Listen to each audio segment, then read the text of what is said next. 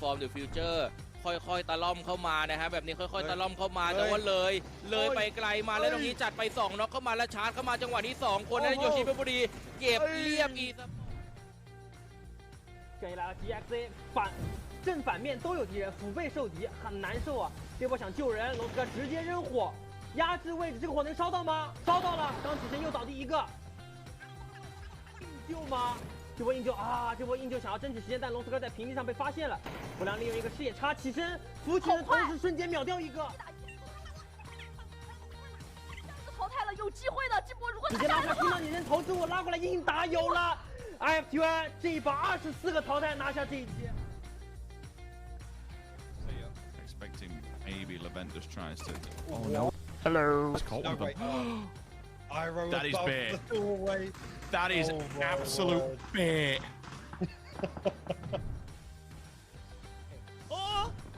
팀원 쪽으로 사격을 옆으로 가야 되는데 그냥 들어왔어야 되는 거예요. 싸우자 한번. 자 위에서 하나씩 잡아주네요. 자 내리고 내리고. 스타로드. 와.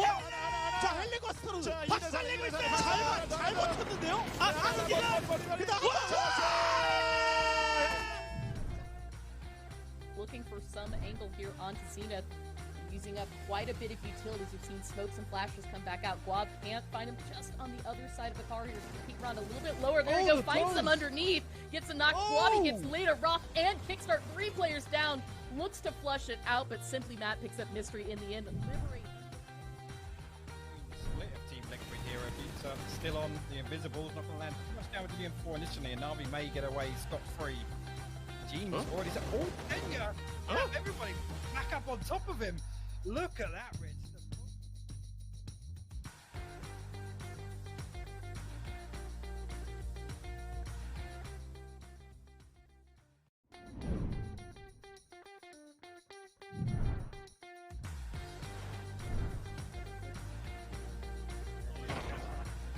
I guess he's jumped to 15th, so here we are.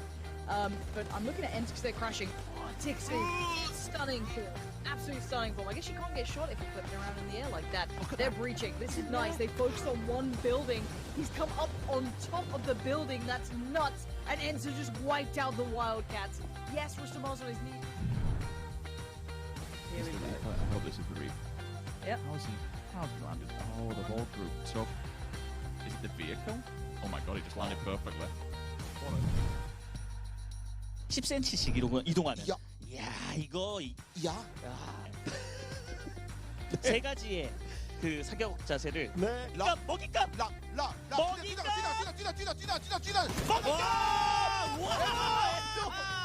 아 진짜 좋은 플레이인데요.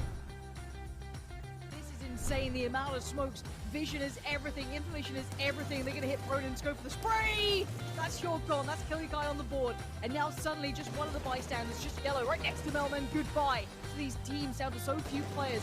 Zocca, Killy Guy surrounded. Quizzy sprays. It's still Killy Guy. He's in the blue. Zocca still staying alive. Melman goes down. ระยะกันเลยฮะแม่เกตเอาเรื่องเหลือเกินครับผมและตองเคฮะถือโอกาสถือวิสาสะซะหน่อยฮะตองเคบอกขออนุญาตขอบล็อกด้านหลัง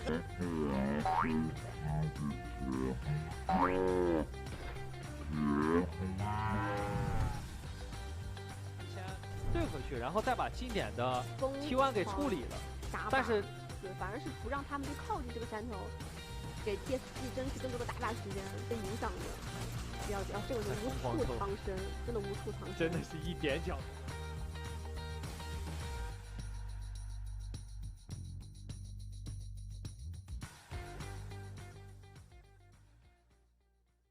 Hi, this is Annie of Weekly PCS. Did you enjoy watching last week's PCS2 events? Now that we only have 1 week left, I'll tell you the watch points to better enjoy the last week of PCS2, so stay tuned. The rivalry to watch in North America is between Sonics and Shoot to Kill. This rivalry can also be seen in the Pick'em Challenge event. In the first week, Shoot to Kill earned the most votes, but by the second week, many fans voted for Sonics. Sonics is still leading the way, showing steady performance throughout the 4 days. They've won 5 chicken dinners out of 16 matches, but at the same time earning tons of kill points. On day 4, they won the first 2 matches and it seemed like they were widening the gap for good. However, they were sent to lobby a bit early in the next 2 matches, earning only 5 points. Now, here comes Shoot to Kill. They never miss an opportunity to make some moves. They scored a total of 32 points in the last 2 matches, taking the win. They've won a 13-kill chicken dinner in the very last match, which was actually their first chicken dinner throughout the whole event, and was like a signal for the revival of Shoot to Kill. Oath, who came in 3rd, had a history of a thrilling come-from-behind victories over Shoot to Kill on the last day of the PCS Charity Showdown by winning 4 consecutive chicken dinners. They are 50 points behind Sonics, but given their performance in PCS Charity Showdown, they are also a team with enough capacity to turn the tables. Will Shoot to Kill grasp this chance and win again? Or will Sonics continue to widen the gap and become number 1? Or will there be a huge reversal? Check out PCS2 North America Day 5 and 6. In APAC, Vietnam's top dog Divine continued their lead for the second week. They weren't as explosive as the first week, but they widened the gap by scoring 66 points in the second week. In Pick'em Challenge, they've earned more than 150,000 votes in a week, leading by far. Can they maintain their form until the end and grant 100,000 EP to the fans who voted for them? We really have to talk about Buriram United Esports from Thailand that scored 76 points in the second week to advance to second place. This is the team that participated in all of the PCS events and went to the top of the table with 3rd place in Charity Showdown and 2nd place in PCS1. The score gap with Divine is 27 points. This is not a huge gap, which can be made up. Will they be able to win 1st place this time? Fury, the OC's pride, who is following closely behind, also has winning within their grasp. They still haven't won any chicken dinners yet, but Inside, the in-game leader of Fury, mentioned that they are trying to be the first team to win a PCS without a single win on SNS. Will this come true? Let's see how it was in the second week in Europe. FaZe Clan finished 3rd in the first week, but topped the list on the second week. It seemed like the old FaZe Clan was coming back. They also ranked 1st with overwhelming votes in Pick'em Challenge event in the Europe region. The second week of PCS2 Europe was pretty intense though, just like typical Europe. FaZe Clan was widening the gap by winning match 2 on day 4, followed by Shift W and Ends. Ends swept points on second week and reached 3rd place, which is 3 rank higher than the first week. FaZe Clan was very close to winning another chicken dinner on match 3, but bystanders won 15-kill chicken dinner here, and FaZe Clan failed to take many points for themselves. Both FaZe Clan and Ants were eliminated in the early phase in match 4, and Shift W, who placed 3rd until then, won the chicken dinner and again ranked 2nd with only 18 points gap. Will FaZe Clan finally win the title in PCS2? Or will Shift W, rookie but consisted of veterans, will become a new strong team? Or will there be a huge turnaround like the last PCS1 Europe? We had intense competition until the last day in PCS1 Europe, so we'll have to see what happens in the 3rd week. The final week of Asia has started a bit early, and we have our first PCS2 champion. Among the 4 regions, Asia was indeed the most competitive up until the last day. T1 from Korea and Infantry, Tianba Esports, and Triumphant Song Gaming from China fought fiercely until the last day. We could also see these rivalries on Pick'em Challenge too. There was no solid frontrunner here, so we can see that the votes are relatively dispersed compared to other regions. Among them, we can also see how much fans love 4AM too. Defending champion, Infantry struggled a bit on day 4, earning very few points. Before the last match of day 5, the score gap with T1 widened to 30 points. It looked like Infantry was falling. At the same time, T1 accumulated points showing steady performance and was approaching the threshold of victory. But then, the final day began and everything changed. The game started off weird. After losing the 4v4 battle against Infantry in the first match, T1 was slipping away from first place, earning just 1 point throughout 3 matches. Infantry, on the other hand, seemed like they were totally back on track. They started off by winning 10-kill chicken dinner on the first match. It seemed like the victory was leaning toward them as back-to-back champions. Meanwhile, Triumphant Sun Gaming came up to second place by winning the second match. With 911X, who won both damage and kill leader in Asia leading the way, Triumphant Sun Gaming was slowly but fiercely climbing to the top. And the final match started, the impossible happened. Infantry was sent to lobby in the early phase without a single kill point.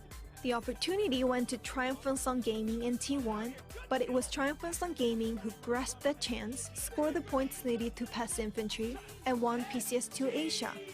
A new champion arose. I won't say more about this match. Please watch this super tense competitive match. PCS2 Asia and Pick'em Challenge is over, but we still have PCS2 North America, APAC, and Europe on our way. Check out which teams will become champions in these 3 regions and whether those teams are the teams you've picked. I'll be back with the next weekly PCS. Bye!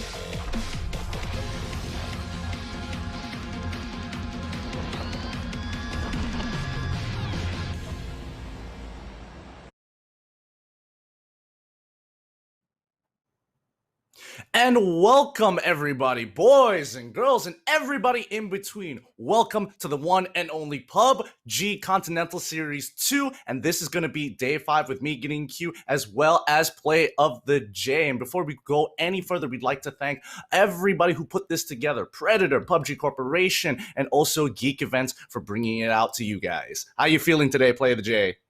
Oh, I'm doing absolutely awesome, Gideon, and looking forward to getting stuck into our final week of the action here at PCS2 APAC, as it's really all come down to this, and really can't wait to see who's going to be able to pull out the top drawer stuff today, and of course tomorrow, where we're seeing our last 8 rounds, which are going to be played. Yeah, it's going to be an exciting day because remember, right at the top of the standings, Divine is doing one hell of a good job keeping that point differential pretty steep, but it could easily change in these next couple of days. And I don't know, what are some of your thoughts about some of the other teams catching up to get to that top spot? Well, I think we've seen it a little bit tumultuous in week number 2. We've seen some guys fade away, but then they just come straight back into it. So contenders from in the earlier stages of the tournament, such as Battle Arena Elites, they're coming back into the foray as well. But of course, let's not forget the 2 immediate chasers of the pack, which is going to be, of course, Buriram and Fury Australia. Both of them, I wouldn't say necessarily hot on the heels, but I mean, they're pretty close compared to some of the leads that we've seen from Divine Esports so far. Currently, it's about 20 plus points between those 2 teams and the likes of Divine. But Divine, they had a lead of 45 points, if not mistaken, at the start of the second half, rather. Yeah, and it was pretty insane how that shortened out very, very quickly. Just 1 or 2 bad games can really make the difference. And I think for a lot of these teams, it's about consistency and getting a good average number of kills while getting high positioning, just to ever bring them slightly closer into that top 4, or maybe even bring themselves into the top spot. Oh, yeah, exactly. And I mean, let's draw attention to, I mean, we talk about Fury Australia, but a little bit more in depth here is that they're actually one of the top teams here, top teams, I mean, say top 7 or 8, who have not even won a chicken dinner, but they are in contention to such an extent just because of their marvelous consistency. Now, of course, it means that they're missing a slight cutting edge when it comes down to this final few moments, but it does also mean that, you know, whether they're playing too bad or not as well as they would have liked, they're still getting quite a bit of yield from these games. I mean, it's super considerable. Like, they haven't won a single winner chicken dinner. They've gotten very close in certain games, but most of the time they are just absolutely cleaning up shop, coming in, playing for Outer Circle, and they're doing a very good job. However, I mean, coming to the last couple of weeks here, it's going to get a little risky, so I hope to see them actually get that chicken dinner sometime soon. Yeah, exactly. And let's take a quick look, ladies and gentlemen. This is going to be, of course, our last couple of days here for PCS2 APAC. So we're going to be playing 4 rounds today and 4 rounds tomorrow. And of course, we got the best teams participating here from Vietnam, Thailand, Oceania, Indonesia, Malaysia, and the Philippines. Yep, and I'm excited to see how this is going to all turn up, because we're going to be starting off today real quick with Miramar. 2 games in Miramar and 2 games of Erangel. So if you're a Miramar fan, well, you're in luck. Yeah, so we are definitely going to be seeing if the teams are going to be able to have that a measure of consistency compared to the previous week or not on our favorite 2 maps here for PUBG PC. But that will remain to be seen. But yes, sometimes teams will not like to start on Miramar first, but that's what they're going to get here for day number 5 and 6 to kick things off. And I dare say that this kind of schedule maybe works a bit better for those teams which favor Erangel, just like Battle Arena Elites. And of course, ladies and gentlemen, we have our tried and trusted point system here. Super rules, 10 points for chicken dinner, 1 point per kill. And you all know the game. Definitely getting a good balance between both. Now let's have a look at the overview of the total leaderboards. If you guys are just coming in to the PCS2 right now, you're going to have a good idea of what we're talking about, because previously Divine still maintaining that lead. It's shortened down, and Buriram United Esports is catching up right in second place, followed by Fury, not only 3 points behind BRU, Battle Arena Elite. Again, these guys are going to be a little bit more behind than Fury, but that's where it's going to really separate the pack.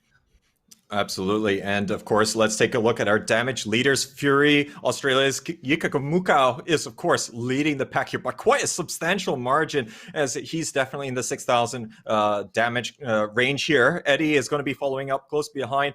And of course, Genfos and Dian and Flood all actually going to be very close proximity to each other. But yeah, I mean, look at Fury's Australia. It really shows their playstyle. We did mention they did get chicken dinners, but they're definitely getting kills.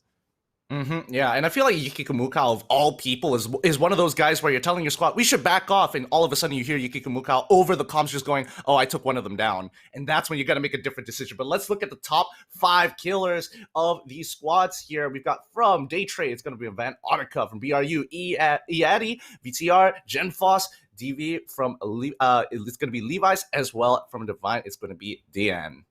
Yeah, so a lot of familiar names there. If you've been following us over the course of the preceding 4 days of competition, ladies and gentlemen, and yeah, I think we can probably expect to see a lot of these guys show their level of tenacity and the consistency when it comes here to the business end of the competition. And of course, this is where nerves are going to be the highest, and you really have to make sure that you can come to a bit more solid ground. And of course, there's been a week's gap since the last bit of competition that we had. We talked about this already in the preceding weekend, but yeah, this the chance for all these teams to really go and do homework and really get a little bit more of tried and trusted practice in here before they come and duke it out versus the competition today. What I'm really worried about for a lot of these teams is when it really starts rotating, because I'm pretty sure everybody's got their own little nook and cranny where they like to start off the game pretty strong. However, almost very quickly, mid game comes around, and a lot of teams really start to struggle there when it comes to just going for those trades, and looking to transition into that late game. So hopefully, for a lot of these teams, especially from 6th place and below, that they're going to start catching up real soon once they've figured that out. But the focus points of the top three stats here coming in from Divine, BRU, and as well as Fury. Fury, not too bad. I mean, the overall total points and total kills is pretty impressive, considering that they haven't been able to win a winner chicken dinner. But BRU almost in the exact same position, except they have a couple of winner chicken dinners to allow them to kind of stay just a little bit ahead of Fury. Yeah, and look at total damage here, and I think we were talking about this when we saw Kikamuka leading the damage charts here. They are actually averaging higher than both Divine and Buriram United, and that is quite an achievement. And typically when you have Vietnamese and Thai teams who are usually going to be head and shoulders above the rest of the competition when it comes to Southeast Asia or APAC regional competition, this is definitely quite an achievement, and shows that they're not afraid to rub shoulders with some of the so-called powerhouse teams that might exist out here in the PUBG world. Oh yeah, they're extremely fearless. They're willing to take anybody on. You peek out a little bit too far, I don't know. If it's Ikikumuka at the other end, he probably will pull the trigger. Oh yeah, and I think that's definitely been the hallmark for Fury Australia, and it's really starting to turn for the better for them. I think in PCS1 we did see them come out with these kind of aggressive plays, that maybe didn't really care about who they were fighting against, they didn't really pay attention to who's in the kill feed, but they just went in the fight with their coordination and the practice that they managed to have, and now it's turning into better results. Now, of course, if they have even better conversion in that respect, then of course you might see more in the chicken dinner category, and of course there'll be more points as well that come with that, because they definitely have the fragging power to stand toe to toe. Yeah, and I think for a lot of these games, as it goes to, especially when it gets to at least top 8, that's when Fury is in a pretty interesting position, because they usually lose in a couple of 1 or 2 scuffles. They lose maybe a squad member, which really hurts them towards the later stages of the game, which is probably why they haven't been winning too many winner chicken dinners. And let's not forget, sometimes they get so engrossed in the fighting where they, in those particular matches where they get double-digit kills, and because they're taking so many fights on, eventually they might not be able to overcome all of them at once, So, I mean, that's something that inevitably will happen. But we've been talking a lot about Fury Australia, but Gideon, who has caught your eye as a potential challenger here for Divine? I mean, obviously the BRU is definitely going to be the most up and running here after not yesterday's, but last week's performance. They've been consistently, trying to get into those top spots. They've been earning a good amount of points overall. However, I do think that it's going to be about whether or not Divine is going to have a bad game rather than these teams really stepping up. Because for a lot of this, I don't expect BRU to go out of their comfort zone and play like Fury to get those extra points to really even the gap. Yeah, I think that's true. I think it will really come down to a combination of factors in that sense, because Divine, I don't think that they played terribly in match day number 4, but it's just that everyone else managed to really pick up the slack, that has not allowed them to garner as many points as they would have liked. I think Fury Australia, sorry, we've been talking about them for a lot, but I feel this is a relevant point. They actually went out and hunted Divine at the start of one of the games on day number 4. Let's not forget about that, ladies and gentlemen. So they took matters into their own hand. A lot more teams are going to have to do that in week number 3 if they want to take that championship trophy here for PCS2 APAC. And I don't know if you haven't seen it, ladies and gentlemen, take a look at the PlayerUnknown Battlegrounds Facebook page and you can see the making of such a beautiful cast iron pan trophy. And now it is time to load up as these teams are ready to drop over Miramar one more time. And these guys, I bet they're excited to just get in onto the action here. Now, looking at Miramar, the total average, top 5 average kills. Obviously, Ikikumukao in second place, but Van Audica as well as Joxy, Levi's, and Chloris. These guys are going to be the ones you're going to be watching out for because they're going to be looking to get those free frags whenever they get the opportunity.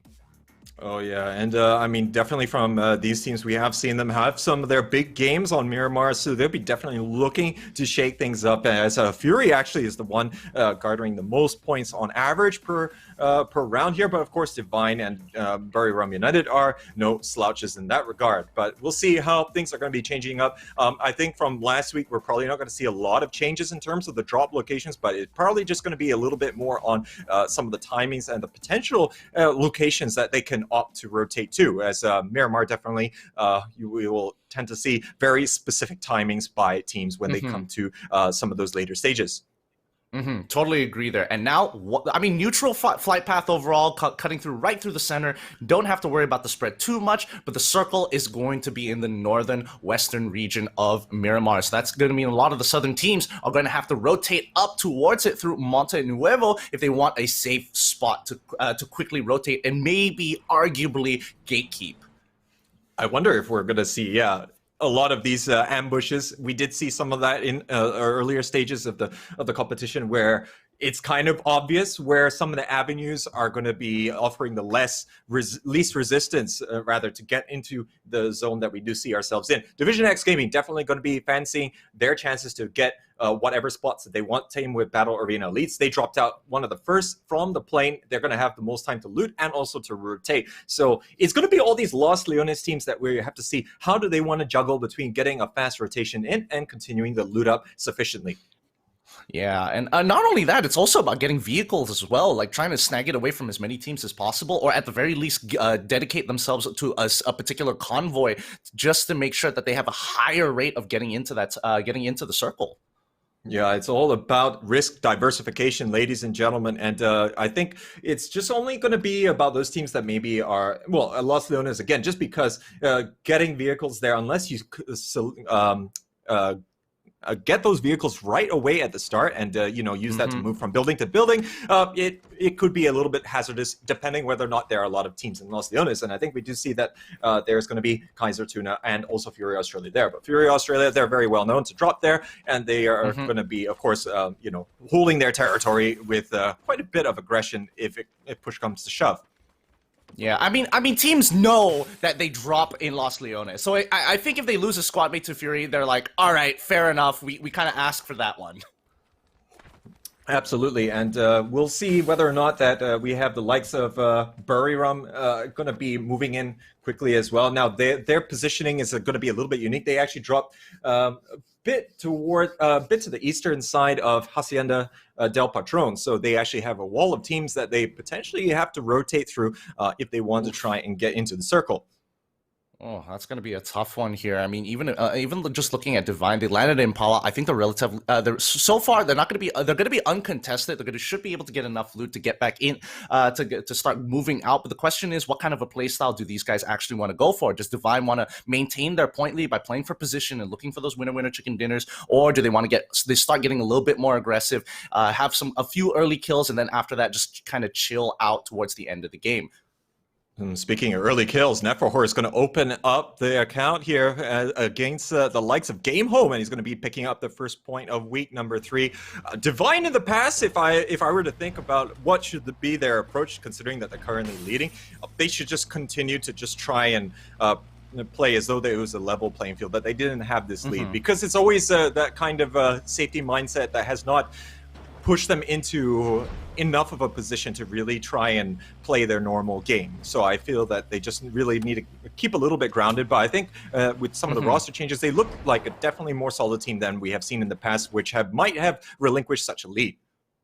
Yeah, I mean, they've gotten out of some really sticky situations here, but now looking over back to BRU, it looks like nobody is really messing with them as they are getting their vehicles and slowly making their way out. Now, looking back over at Fury, I don't see any teams nearby them, so it looks like they're going to be A-OK for now as we slowly transition into the mid-game. But so far, I mean, most people are still alive. Nobody's looking for those scuffles just yet. Nobody's looking to harass anybody or look to all in. It's just way too early into the game.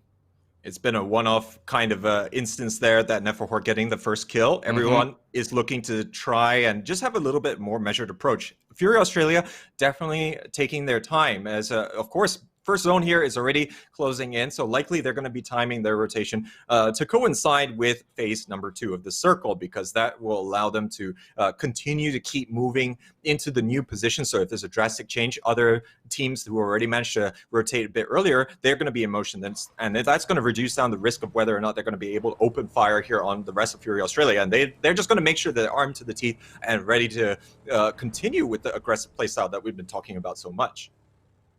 Now looking over from the future here, as they're going to be rotating out of their area and looking down at Battle Arena Elites. I mean, so far it's looking okay, but Battle Arena Elites, this isn't usually their map. They score really high on Erangel, so I'm excited to see whether or not they've kind of, you know, brought their A game here from Miramar. Oh yeah, I think that if they're going to be able to get over this little bit of hoodoo that they've been experiencing. Now, I mean, when it comes to the Singapore and Malaysia qualifiers, definitely on either map, they're going to be able to garner a lot of points. But this is definitely the challenge here for APAC. But we can already see that Sophia starting to engage with a little bit of a high ground adversary, but going to be just taking a little bit of a step back from that one. Yeah, and I think he's already made communications with the rest of the team. They know that they're on the hill. Game Home is on the hill currently, and they're just going to slowly rotate towards it. I mean, Neferhor, he's going to be starting to make his way, trying to get some kind of an advantage or information for Sophia to kind of work around, so he knows where exactly he needs to be rotating towards, rather than just going face first into the enemies.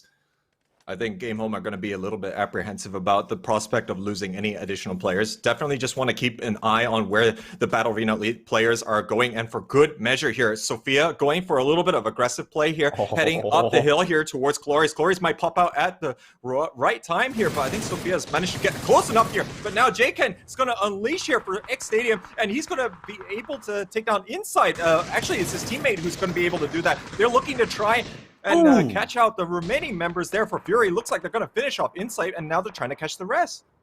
Oh, yeah. I mean, unfortunately, they did get that initial pick off there. A really good shot. A good shot while they're in the convoys. They're going to continue putting on the pressure just to make sure that Fury doesn't look to try and look for any kind of trades. Make sure that they don't get any more points than this. And Fury, they're going to take their losses, and they're just going to immediately continue rotating, playing for position. I mean, we talked about risk diversification by having enough vehicles, but if they're so spaced out, and when they're also driving uphill at such a slow pace, and to be fair, X Stadium are currently positioned on the periphery of zone number 1, so it's kind of unexpected that there'll be people there. But hey, anything can happen. Yeah, it's a bit of a cheese, because you wouldn't expect them to be on the first circle already looking to be like, hey, I'm gonna punish people who are coming in so early on. Yep. But yeah, now that the circle is closing in, we can get a better look of the map on where everybody is. BRU onto the northeastern side, but it looks like Daytrade and VTR are having a little bit of an engagement here. Oh yeah, they're like trying to catch some of the Indonesian players out here. Again, it's just trying to really make life difficult. And oh, look at that circle. It's going to make it so awkward for everyone else. And this is exactly the kind of circle that all these late rotators want to be able to have here, as everyone else is going to be in motion as well. But now we're seeing more problems here for Fury Australia. They're having a lot of problems in the form of Archangel Predator. Archangel is just making sure that they can't really get in anywhere. The rotations are getting punished, but from many different angles. They can't really hold on. I mean, Momanji is just Jill is holding onto his ground for now. Yuki Kamuka quickly getting onto the low ground, but finally gets hit in the head as Killa has got him in his sights. Oh, Joxy was gonna be being able to take down one of the players there for Archangel, but couldn't put the finishing touches on Momoji, and the coverage from the teammates was excellent, and Archangel is gonna clean up the entirety of Fury Australia. And I can't help but feel that our whole pre-match talk was one big caster's curse right here. So hopefully Fury Australia not going to be too dampened by this bad start to week number 3, and we'll see what they can do in match number 2 of today. I'm not gonna lie, I feel a little bit bad. I feel just a wee just a bit tad. bad, but it's just a tad bit bad. But overall, there's nothing much we can really say about it. Ballerina Elite's now getting some really good shots. Whoa, what's going on here, buddy? As he goes down straight away, he gets a really good initial shot, which immediately says, okay, we gotta eject out of this as quickly as possible. He gets onto the ground, instantly going for that trade. Yeah, that was our very first kill of the day, ladies and gentlemen. So awesome play coming out from Neferhor, but now we're seeing from the future. They're going to continue on with their rotation. They're still plying their way along the road here. I don't think that there's going to be a lot of resistance, but there is going to be some teams starting to be in the near vicinity, so they're not actually going to want to rotate too closely to some of this potential danger in the form of Division X Gaming and also Astra. Yeah, and if I remember correctly looking at the map, I'm pretty sure DXG has some of the best positions. They're already deep into the circle, and I'm pretty sure one of their members is further north on high ground, giving full coverage and information on where the squads are kind of lining up in the general direction that they're coming from. Sapao appears to be that player, and he's already knocked down one of the From the Future boys here, and he's going to take down a second one. The smoke just not thick enough there for a second, and he's going to punish him, but of course he is still going to be A-OK. The rest of the teammates are going to be able to get him up, but it looks like some aggressive play coming out from Division X Gaming. They're starting to rotate a little bit here. I wonder if they're going to look to try and clear them out. It looks, I mean, they're bringing the convoy ever so closely. They've got the initial pick, and I mean, there is the argument that, okay, even if they go in really, really hard, the odds of them actually clearing the squad without trading one of their members or at least losing a squad member is still pretty high. So as long as they've got some situational awareness, kind of scout out the surrounding areas, have that information at hand to make the call, then I think it's going to be okay. It looks like something like what Battle Arena at least likes to do. They like to take a lot of map control. They're just opening up more angles now onto the From the Future players that they're going to be able to really detract them from wanting to assault up the hill. Now, everyone is just trying to gather a little bit more information here while they're waiting for phase number 3. Right now, Eddie is actually going to be really close by to the likes of Cerberus. Oh wait, that's not the only team that's actually going in. Both XS and Divine are going to be coming in from that eastern side, and BRU have already spread out so much, are spread out quite a lot as they see this engagement going on. Do they take advantage of it? And even CES, they could honestly rotate up. Yeah, the timing is a little bit precarious, though. It's right now when everyone is going to be rotating for what I would classify as a significant shift yet again here for phase number 3. So everyone keeping their eye on the carrot here, and they're going to be really going for gold here as they want to get into a little bit better positioning for the rest of the players. I think Buriram, they're taking it a little bit slower just because of the proximity to all these other players. Yeah, you can see they're fighting. They're already just trying to hide in the storm itself. There's nothing much they can really do because they know even if Divine makes it out of that compound, even if they start taking their compound, they're walking right into the hands of BRU. So they have to make the decision, all right, we got to clear out the teams here. We have to somehow hope they have enough supplies and just kind of push out and deal with BRU. This is big picture plays here for Buriram. They're looking to garner as many kills as they can. Eddie and Noradra are getting in on the action. Turtle is going to be taken down already. It's Divine. They could do quite a number here on the leaders. Currently, they're trying to get through as fast as they possible. JN is moving through the zone here. Not a lot that Noradra can do. He only gets 1 or 2 opportunities, I believe, here. DN is also going to be bleeding out at the hands of God Meow. So, Divine, their aspirations are going to be a little bit in tatters here. Only 2 players left. Yep, Conoxy taking shots once again, and finally the last member of Divine, second last member of Divine, he's making sure that he does not get out of this. They really wanted to cripple this top team as he's going for the full spray. That's going to be a lot of HP on that vehicle, but he is so low. 1 bullet could be it, and yes, there is the knockdown. That's going to be JN there, and only 1 member of Divinity left to kind of carry on the torch.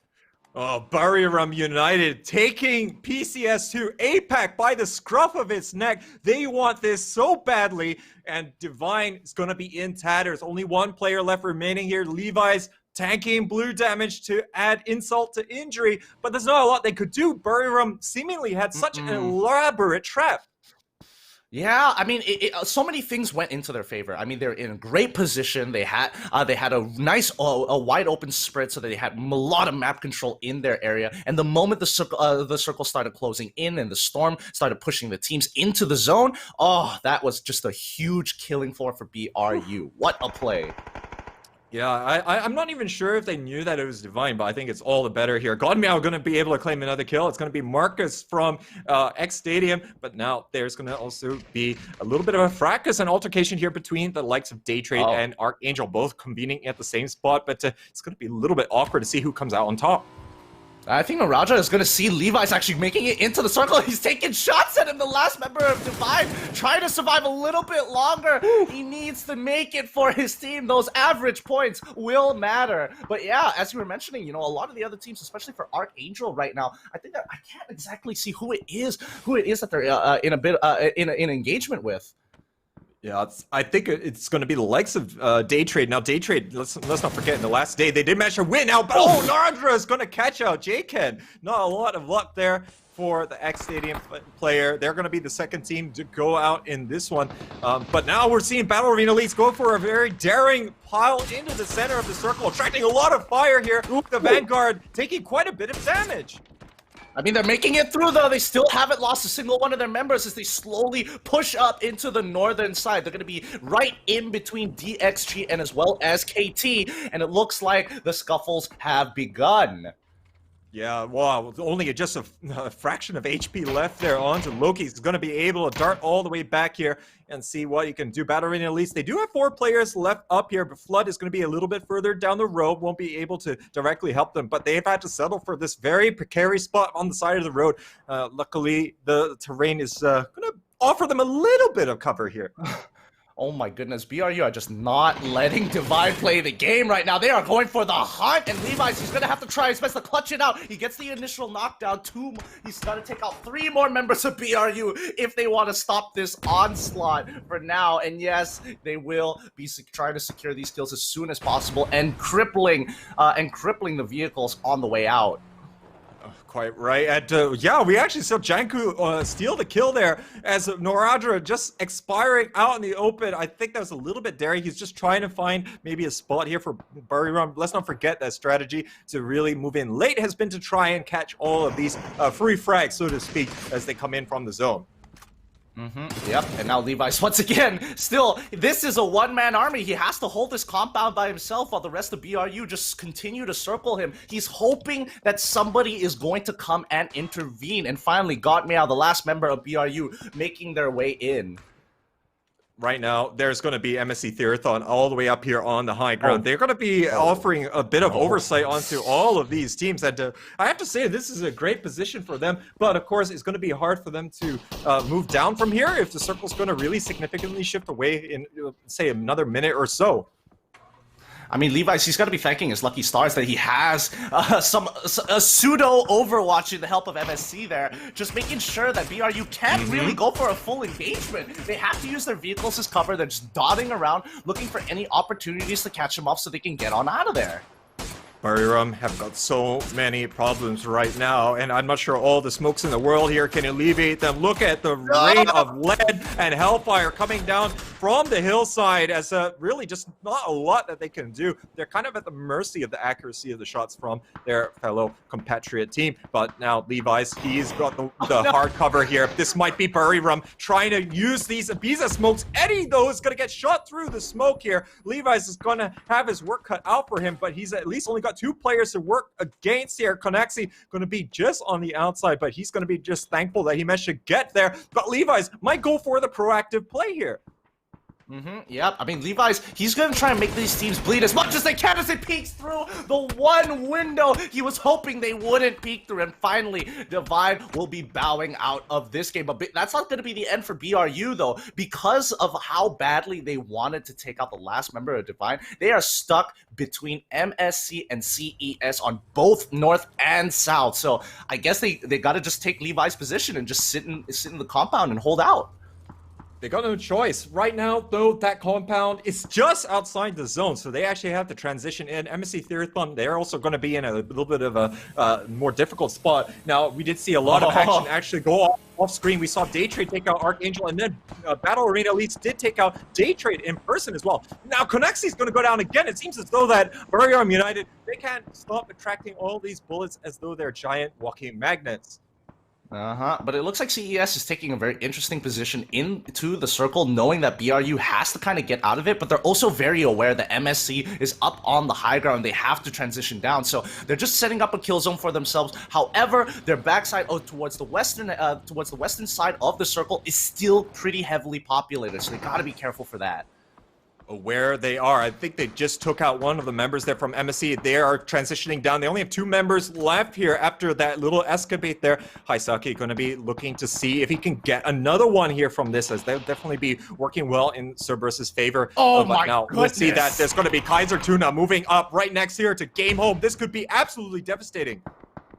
This is more than devastating. There's so many teams in such close proximity. Somebody is gonna get naded out as Battle Arena Elite. Sophia's in a lot of trouble. He's gotta peel back, but luckily he doesn't have to worry about his back. Unlike KT, who need to make a decision. They need to push a team and they need to take him out just to ensure the safety. But now with the landscape, they don't have to worry about that right side. Sophia finally goes down as they continue to push up and look for the angle to take out the rest of the members of BAE. Oh, and they trade 1 for 1. Not looking too good here. Sophia's still alive.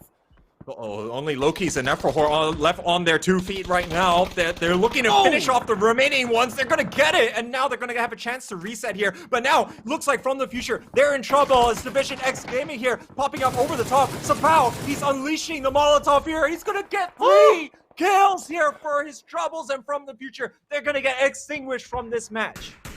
Oh, after all the work that From the Future put in to try and take on BAE, DXG just come up walking behind saying, hey, I like free kills too. This is absolutely devastating. Let's not forget that From the Future, they drove into Game Home and took them out. They were next to Kaiser Tuna just now, and they're all going to get wiped out in just flashes there. As really is push to shove, all these teams, they're going for broke here against the rest of the competition. Cerberus, they're going to be here on that northern side fighting out now with Victim Rise, but they got to worry about MSC Therathon looking for revenge. Yep, they have Haisaki there just to keep information and just to keep them at bay for as long as possible to buy them some time as the circle still has to start making a move, but it's already phase 6 and it's getting really, really dangerous, especially towards the western side of the circle where a majority of teams really are unsure how they're going to approach getting into the circle now. Especially since the circle is at this size, there's still 23 people left alive. I'm not sure whether they're going to be able to maintain social distancing standards here or not, but right now we see that Battle Arena, at least they're going to be moving from slower ground. They do not have position in the circle, and they spotted out Victim Rise. They could be advancing a little bit further up the hill here, but they're actually going to run out, exposed in the open here. Genfoss is going to get 1, not quite get the 2nd. All right, it's still pretty good. They still are holding BAE back from getting into that circle, which is fine, but I do think Victim Rose has pure control over the northern side. They can walk into the circle late here and still not be worried about gatekeepers. They have some great landscape to work with, especially with that slight hill. I wouldn't want to call it a mountain range, but more of that hilltop, just to kind of control that area on the northern side and really set up some great boundaries to keep BAE out. Right now, they have only got 2 players on this flank. They are currently split 2-2, and the other side is trying to fight off Cerberus, so this could be very difficult for them to stop Battle Arena Elites, but it's a 2v2 fight here, but it looks like they're going to make it a 2v1. Flood is going down, but Sophia, he's actually getting a little bit distracted here, taking down 1 member from Division X Gaming. Chimo is going to punish him for that, coming up over the top with the Graza. Oh no, now Sophia, he's just got to figure out a way to hold on for as long as possible. Victim Rose trying to look for some shots to chip in, and the nades are coming on out. Sophia might be able to get the heal up just in time here, but there is going to be a lot of pressure. He's looking to try and steal the kill on Division X Gaming, but he's got Victim Rise on his backside as well. So I'm not sure what this last remaining player here from Battle Arena Elites is going to be able to do, but Sophia is still trying to get whatever he can. He's going to deal almost enough damage there, but there's still 2 players that he has to contend with. He might not even be able to get 1 kill from here, but he's trying his darnest. He's gonna be dealing so much damage, but that is gonna be it for him. He finally gets taken out by the blue zone. Oh, but that's not it. Victim Rose now having to deal with their second problem here, which is clearing out the rest of these teams on the western side of this circle. Victim Rose still have high ground here, so they are playing from a really good position. The nades are coming out, hopefully to try and get another pick. Chiba actually going to be all the way on the other side to be on flank watch from Cerberus, but the rest are going to be here trying to get a little bit of overwatch onto Astra. They're going to be inside on that low ground structure, but there's still going to be the added problem of Magic Esports, but they're going to be all the way on the other side. That's going to be giving them a little bit of that coverage for them to make sure that they don't actually go and advance up the hill. Yeah. Oh, thankfully for this huge oversight from Bird's Eye View, we can already see that Astra is just hiding inside that compound, and that's actually really beneficial for him considering the number of teams that are on their side. Having structure is so good.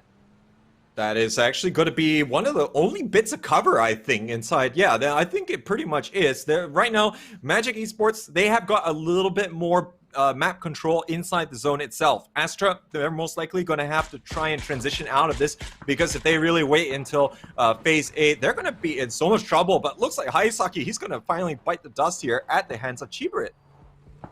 Victim is slowly pushing up towards the northern side here, trying to get control, knowing that there's no more teams. They're taking full advantage of their map knowledge to just slowly try and cover as much area as possible. And I think with this, they should be able to close out this game if they kind of just play this patiently and let Magic look for some picks on Magic in the circle and kind of just wait for the right opportunity to start thirding. Yeah, they look like they're having a really good game here with the 8 kills already in this game. But just as I say that, we see Cheebread here is going to get knocked down by the nade, but luckily he's got his teammate there to going to be able to pick him up just in time. But look at how much of the northern side that they have control of at the moment. But Kamal's still trying to fend off the pressure. Genfall's also going to be crawling on all fours now. It looks a little bit difficult for the Indonesians, but there's only 3 teams remaining in this, and currently Astra still hold up inside the compound. I'm not sure what that they can do, as Magic looks as though they're going to be set to try and mow them down as they exit. Magic currently they only have 1 person knocked down. Victim just were able to pick up their members despite having 2 knockdowns. They did lose 1. So far, the healthiest squad has to be Astra right now. However, their compound is not in this next circle. So in the next 30 seconds or so, we're going to see the conclusion of this game. They are also going to be able to have opportunity to gatekeep Victim Rise here. As Kamal, as you can see, he's having a lot of difficulty trying to get out from this little bit of a pickle. But this could be a little bit more than what Magic Esports picked, or rather tried to bite off here. As currently they have to face against 2 teams that they're trying to gatekeep, and currently they only have 2 men each flank. As this is really going to be difficult. And you can see a do or die play is going to come in from Astra as they go riding into the sunset here, looking for that happy ending. But Nikos here is going to be able to garner a kill there, but now looks like Astra is getting up in the faces. They gotta be so careful as they're going all right into this nesting hole of Magic, and now the rest of Astra are coming in pretty hard, already getting 2 knockdowns with that grenade, and that's going to be it as Victim is on an absolute killing spree here. Astar, oh my goodness, they thought they could honestly get away with this, but Victim is just making sure that any play that happens will cost them. Absolutely, as we could see that the likes of Astra, they've managed to take over that section there that the likes of Magic Esports was trying to hold for as long as possible. But I did see that Zoidmate did manage to not only knock down Lynxie, but also one of the members there. But now there's going to be Victim Rise, 3 members strong. They look to overpower the rest of Magic Esports. This is where the utility is going to be so important. There's not a lot of cover to be working out here. And even though the landscape is kind of uneven, is relatively uneven, so you can start playing that jiggle peeking game, it's not the best unless you have smoke, especially since 3 teams are alive and not just 2. There is still going to be quite a bit of utility for Astra. However, they did manage to retain quite a bit of that. It's going to be up to Victim Rise whether they have the utility to work with. Chimoy, for instance, he's got 2 smokes available to him to isolate some of the angles, but right now they've got a little bit more of a forward position. Right now, Magic actually has to crawl a little bit inside and rely on the smokes for cover. Oh, this is a sweaty game already, but it looks like, I mean, as of right now, Victim has the most number of members. They can cover the most amount of angles. They're just waiting for this smoke to kind of die off before they get those clear shots. It doesn't look as though that Cheaper has any utility though, but he's good, doesn't need it. He's going to take down Valux there, and now Magic is in trouble. Chimoy is going to add to more pressure there, but Cheaper will finally get that second in quick succession. And now it is up to the 2 members of Astra to prevent this from being a total washout here versus the likes of Victim Rise.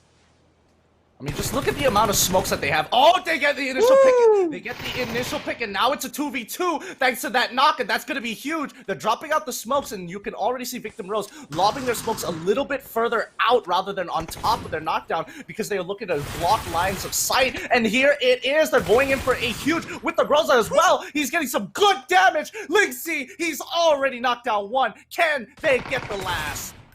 Oh, this is an awkward 1v2 situation. Lynxy is up against the world here, and more specifically, Graza, but he's got one himself. Let's see whether he can pump up over the top. Kamal's gonna be right in his face, and Kamal's, he's dealing a lot of damage. Runs out of ammo at the crucial time, but oh my god, he's gonna be Victim Rise right at the death. Oh, what a game that was. I mean, the circle, admittedly, pretty terrible for a lot of the southern teams, but really, when it came down to it, the east and western sides were just really hotly contested for. Oh, I think when we look at how Victim Rise approached that game, I think it was absolutely sublime. They really took their time. They didn't get too overzealous trying to assault one or two of the teams where probably they could have overpowered them on numbers alone, but they actually took that measured approach. And I think, as you said, they made sure that they knew who was going to be behind them or not. As soon as Cheaper was able to take down the last Cerberus players, you could see the kind of rotations that they put out there was to control as much of that northern side as possible. And I think what was really helpful for Victim Rise was their only issue was that even if they want to transition to the northern side of that circle, BAE was a problem. But luckily, From the Future decided to get into the mix. DXG decided to get into the mix, and that kind of really relieved a lot of their pressure from rotating up north. Yeah, I think when we look at that, they were really going to be able to, put in the additional factors that was going to be in their favor for that. I think Battle Arena Elite, then of course, they were trying to push up on the western side as well. We did see that Victim Rise change their composition after a while, and that's definitely going to yield them that lion's share of the points here for our first match of the day. They're going to garner 23 points on the back of 13 kills. Awesome performance coming out from them. Astra, we see a good total coming out from them. They're going to be able to get 12 points off 6 kills there. Battle Arena Elites is going to start closing the gap down a little bit more here, getting the 9 points. And let's not forget, of course, Divine Esports, they only got 2 points from this game, as we can see that everyone else is going to be catching up to a certain extent. Yeah, I mean, really unfortunate for Divine, but so good for all the other competitors looking to take their spot. So now let's look at the total leaderboard here. At 160 points, Divine Esports still on top. Buriram and Battle Arena Elites really close by. If they have a couple more of those bad games in this day, I think we could see somebody even contesting Divine Esports for the #1 seed. Buriram United, they're 22 points off. If they have a game like Victim Rise did, they would definitely be in the lead, assuming that Divine, of course, doesn't get any points. Battle Arena Elites, they now bring themselves level with Fury Australia on 128 as well. Yeah, and now let's look at the damage. Top 5 damage of this game. It's going to be Chibrit, Genfoss, and Kamoy, all from Victim Rise. These guys did a phenomenal job in this game, so they definitely deserve it. And of course, finally, we're seeing them into the top 5 damagers. It's going to be Zoid from Astar, and finally DXG's Sapu.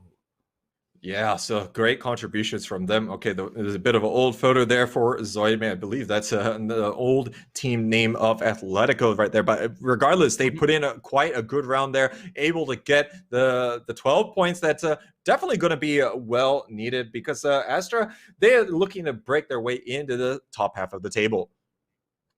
I mean, this game has been really sweaty for anybody who was involved. Like, so many situations where you can't really do anything, and it's kind of out of your hands just because the circle just said, "Yeah, I'm not feeling it today." There are so many opportunistic fights. It's ridiculous in this game. We've seen so many teams completely wipe one squad only to be wiped in turn as well. And we've seen that in spades here. Bariram, they did quite the number onto Divine. Really, if nothing else, denying the current leaders from getting too much of a lead here. Bariram, of course, would only be able to get a few points, relatively speaking. Yeah, and I do want to talk about this situation with Levi's and Buriram. Was this, the smartest option that Buriram had? And yes, even though it's like, oh, this technically should be an easy kill, but the moment the shots started coming through, I think they couldn't really back out of it at that point. It was difficult. They had MSC Therathon on the high ground that really just made it incredibly treacherous for them to find another spot. And of course, they wouldn't be able to last into the later stages here. But again, we saw the three teams here of Magic Esports, Victim Rise, and of course, Astra all going toe-to-toe. And Magic Esports seemingly biting off more than they could chew. Just really couldn't seal it at the end. But Victim Rise, it came close, but they finally managed to take it here. And I think looking at the last play day where they also did manage to get their first win as well of PCS2 APAC, they're going to be continuing the momentum that they managed to build up. And hey, they could really contend for those top spots. Yeah, they could, but, that's very, very dependent if, the stars align and some of the top seeds get knocked out super, super early or get hunted down for pretty much half the game. We're going to have to wait and see and find out, but I'm excited to know whether it's going to happen. Absolutely. Yeah. With that, ladies and gentlemen, we are going to take a short break here. And when we return, we'll be having our second match of the day back on Miramar, and look forward to seeing you just after the break. I'm Play the J. He's Getting Q. We'll see you then. But I'm looking at ends because they're crashing. Oh, Tixie, stunning form. Absolutely stunning form. I guess you can't get shot if you flip it around in the air like that. They're breaching. This is nice. They focused on one building. He's come up on top of the building. That's nuts. And Enzo just wiped out the Wildcats. Yes, Rustamaz on his knee. I hope this is the reef. Yep. How's he landed? Oh, the whole group. So, is it the vehicle? Oh my god, he just landed perfectly. 10cm씩 이동하는. 야, 이거 세 가지의 그 사격 자세를 먹잇감 먹잇감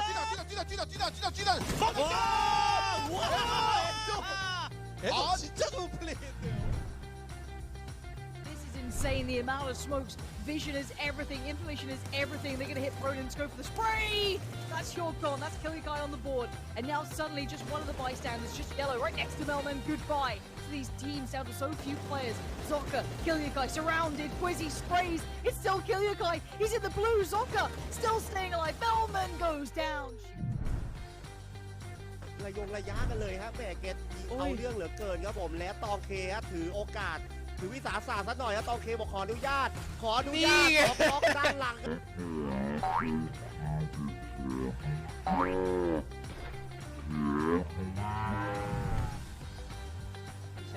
对回去，然后再把经典的 T1 给处理了，但是反而是不让他们去靠近这个山头，给 TSG 争取更多的打法时间被影响的。要这个无处藏身，真的无处藏身，真的是一点脚。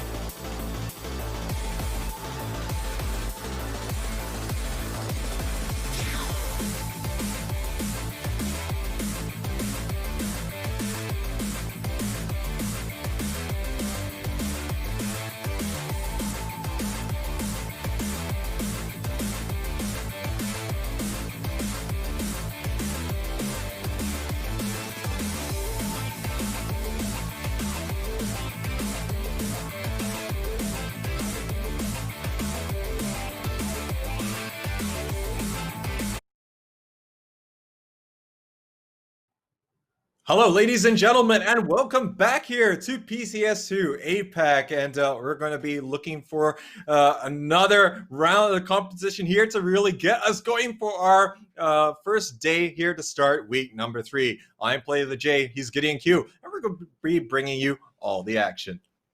Yep, and today has already started off with a banger of a game. Hopefully, this game 2 is going to be likewise. And maybe, the circle is going to be a little bit kinder for a lot of these teams, but expect nothing to change here at the PCS.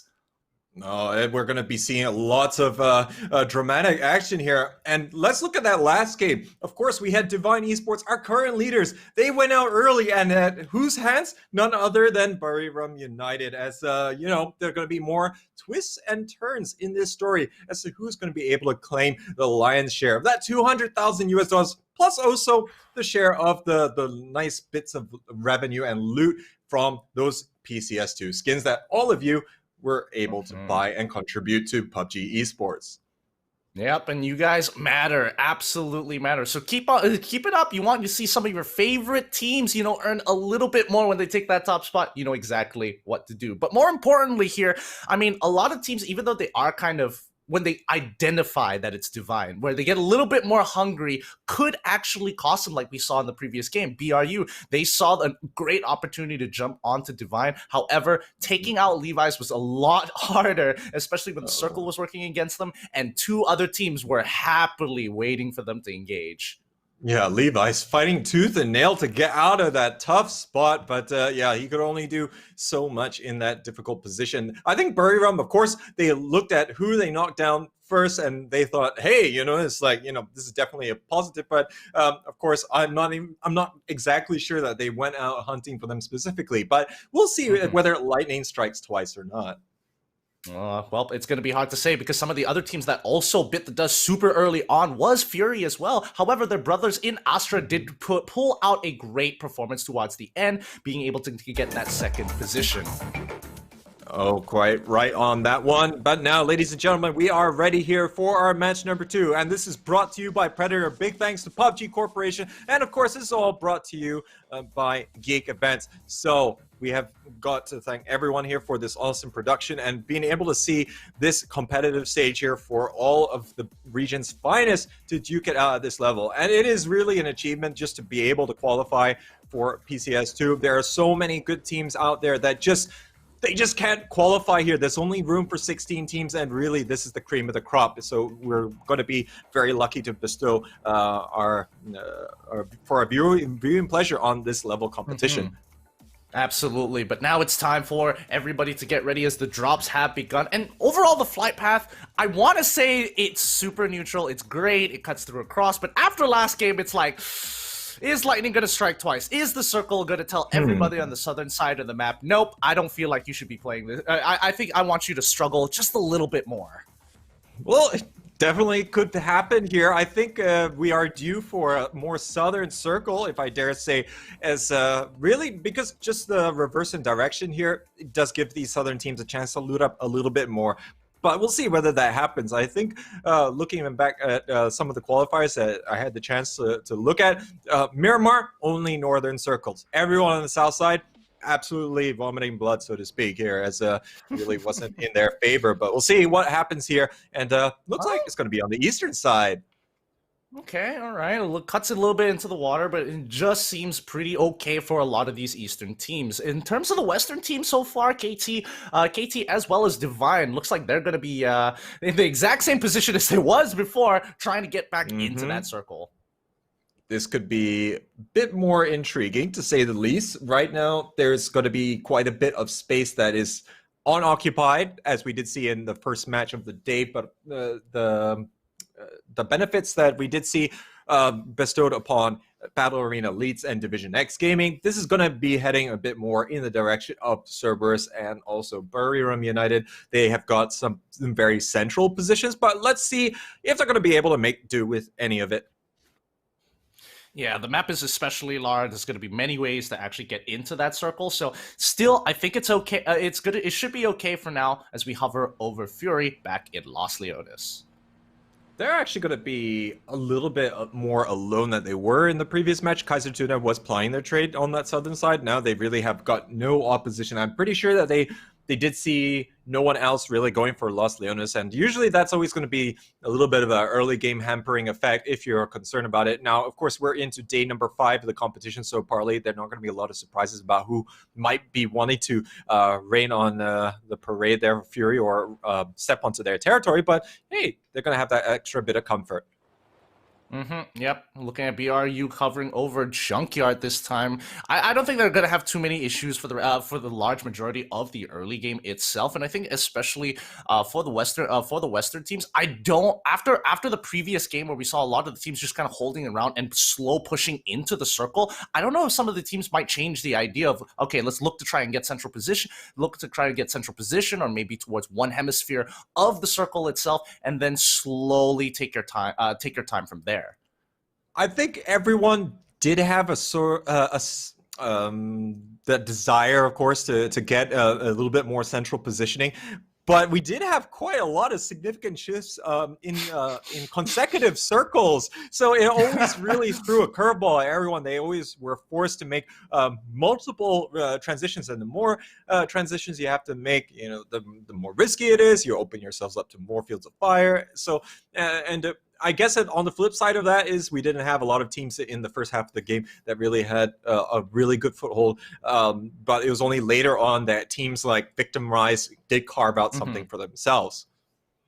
Yeah, and not to mention those final circles was just way out in the open. There was just no structures to kind of really play with, and even if I remember correctly, it was Magic. It was Magic who had, or was it? Oh no, sorry, it was Astra who actually had the only structure in the 6th phase of the game.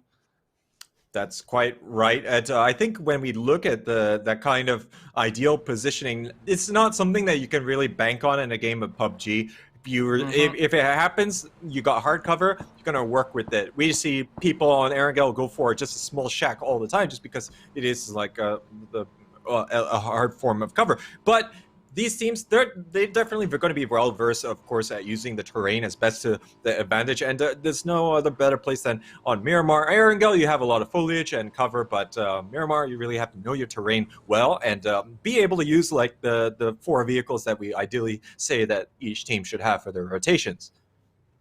As we see Fury coming out of Los Leones in their convoy up towards the northern side of La Bendita, towards La Bendita's side. They're going to be looting on their way there, and looks like they, based on where I can see on the map, it doesn't look like they're having any resistance at all for the time being. This is a bit different from Fury. They are actually rotating a little bit faster than what we saw in the previous game, and I think this is them trying to remedy the kind of situation that happened to them. I wouldn't really put them much at fault there. Of course, you can see them leading the way in damage despite not being able to get much going in the previous game, but they are trying to take matters into their hand, make these small leaps forward, and just make sure that they don't get caught out by anyone. And oh wait, hold on. It looks like the rest of Astar is going to be coming down the hill, and BRU, their scout for BRU has already seen what's going on. He's going to quickly take out that bike. Konaxi is going to make his way. Now they have a good idea of where they are, but look at that position on that map. They've got a clear overview of where Star is going to be. That's got to be good heads-up play right there, and now that's going to allow Konaxi to get up pretty quickly there, and not even a single shot is going to be fired by Astra. Says they're going to just only be moving in there. Battle Arena, at least, though, they're going to have quite a bit of a distance to go. Let's not forget they actually traveled west to El Pozo, only to now have to make this very long journey. I guess they really wanted to make sure that they were armed as best as they can before they start pushing into the circle. Because again, it is going to be a very difficult position considering where they started their first landing. Yeah, I think they're just a bit too comfortable going to El Pozo. I think they're going to just say it's well worth it. Battle Arena Elites, we do see them at times, especially in more domestic competitions, really try and move quite early on. Definitely, they can play both styles and just really take their time. As in the kill feed, we're seeing our first kill of the game, and Haisaki is going to put Cerberus on the board. Oh boy, that's going to be so unfortunate for From the Future. Already starting off the game with only starting off the early game with 3 of their members as this slowly transitions into mid. This is a little bit annoying on their part, to say the least, but now we'll see whether Day Trade, now they have actually had to move all the way here from Chumasera. It could be a long, arduous journey, as we can see. There's not going to be a lot in the way, but they're going to be heading towards Minas Generales, and they have got enough coverage to work with. And I really think that a lot of these teams, they're just really taking a very apprehensive and pragmatic approach. They just do not want to run into these unfortunate instances. I'm pretty sure that they saw what happened to Fury Australia to a certain extent, and really don't want that to happen to them when they really need to. Every team that wants to have a serious say in the ultimate outcome has to get serious points. I think what I'm more afraid of for a lot of these teams, because this is the 5th day, right? So this is going to be a huge setup for day 6, which is happening tomorrow, and that's going to be, it's going to be so important to get these points now. You really need to set yourself up for success. So I'm afraid that some of these teams might get a little bit desperate and get a little bit, you know, we need to get those points, and we're going to have to be a little bit more aggressive if we are going to do so. Most teams today, they're going to be happy to just get some points on the board so that they're within striking distance, because if you can gather momentum on the final day, sure, you might be destined to win, but you have to set yourself up, as you did say. But now it looks like Flash and the rest of Day Trade, they're going to take some of that long-range fire. Yeah, I'm not entirely sure who took the initial shot to begin with here, but I mean, looking at where this next circle, really, I mean, today's circles have not been too great. Well, I mean, if you're the coach of these teams, yeah, definitely you'll look at it from that very abysmal approach, you know, but I think, like, for the rest of us neutrals, hey, look at this. This looks absolutely amazing. I can't wait to see which team exits first, you know, and you know, of course, it's unfortunate whoever that happens to, but we want to see action, right? So, of course, we'll most likely see that sooner rather than later. It's already packed in the circle, and look how much is going to be on unplayable area. Oh boy, so much of it is in unplayable areas. These teams are slowly rotating in towards the circle here. I can't wait to actually see some. Yep, here we go. It's going to be gunning them down to try and get them off the bike. And there's already BAE is going to be losing out. Remember, Low-Key is getting knocked instantly right off the bike. It's going to be Magic Esports weighing in on this one. They're looking for their second. A lot of shots going to be landing there. Sulabi still trying to catch whichever that he can from the Malaysian squad. Not going to be able to garner anymore, as they're going to be seeing them continue their rotation. But now Turtle's going to get caught, as Marcus is going to be adding to the early weak misery here for Divine. And now he's looking for a second. Oh, he doesn't get the second one, unfortunately, but that one was going to be a huge win as, oh my goodness, Divine trying to get through past 2 teams here as we see Fury from the northern side also taking shots at this poor squad. Who else is next? It looks like Archangel is just behind X Stadium on this one. Is the title race going to be blown wide open from here? It looks like it might be the case here, as more shots landing there by Hongbu. And Dian, he's going to get taken out of the vehicle. Not a lot that he can do, but Yiki Kamukau, he's going to steal the kill. For Australia, they're coming in. They're going to be getting revenge here onto X Stadium for last game. It's looking so good, but the gunfire, it's attracting everybody else. You can see Victim Rise also coming in towards the eastern side, making it. I'm not entirely sure whether they're going to continue up with the engagement or look to try and pick up some free kills for now. But considering that there's not a lot of sounds going off, not a lot of gunshots, I think they're just going to hold their ground and kind of wait for the rest of the stragglers to start popping up. Looks like the rest of the Predators are not going to be drawn to the blood just yet, but there is still going to be JN on all fours. Levi's has to make a decision whether it's actually going to be worthwhile to pick up his team member, as there's still going to be that oversight by Fury Australia far away. They're going to be able to see, is someone going to come to his aid? Levi's, though, is going to be able to make it. Okay, we didn't get to see that, and yeah, just turned away at the wrong moment. Oh boy, I'm just looking at the top right, just waiting for the kill feed. Is like, did he make it? Is he? Oh, yep. It looks like the smoke is actually going to be able to pop in 1 HP, and he will be able to get him up. Oh, that was way too close for comfort. 1 HP. Wow, he's gonna thank his lucky stars. Oh, well, actually, he shouldn't thank it too soon. Insight is seeing exactly what is going on. See whether or not that the rest of the team members want to try and face this one. But looks like JN has gone to thank Levi's is going to buy him a drink for getting him up and out of that difficult situation.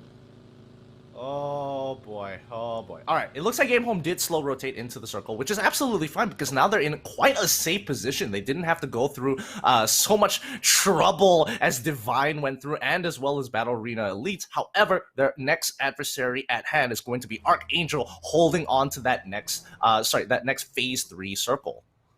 There's just not a lot of space left in here for teams to work with. Game Home going for that very outside play. I would probably expect to see them go down the coastal, well, I wouldn't even call it a road, but I mean that patch of dirt that allows like vehicles to traverse to try and get at least into a bit of a safer spot. But there could be a lot of teams that do tend to reside there if they're going to be pushed out from Impala side of things. But now Battle Arena Elites, after licking their wounds and losing, of course, one of their players in the early game, they're going to continue transitioning here on foot on that northern side.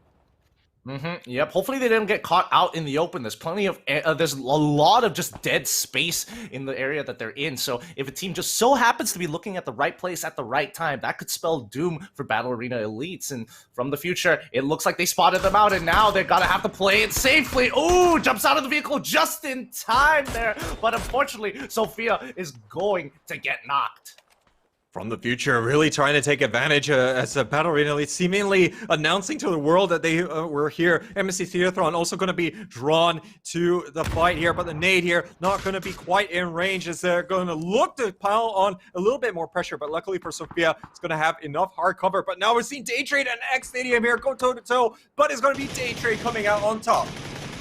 Ooh, Daytrade coming out on top on the southern side. Let's look from the future as they are going to be playing around the landscape, using the shrubbery to their advantage as they slowly encircle and look to try and slowly just cut off their exits and look for picks along the side past that little hut around on low ground.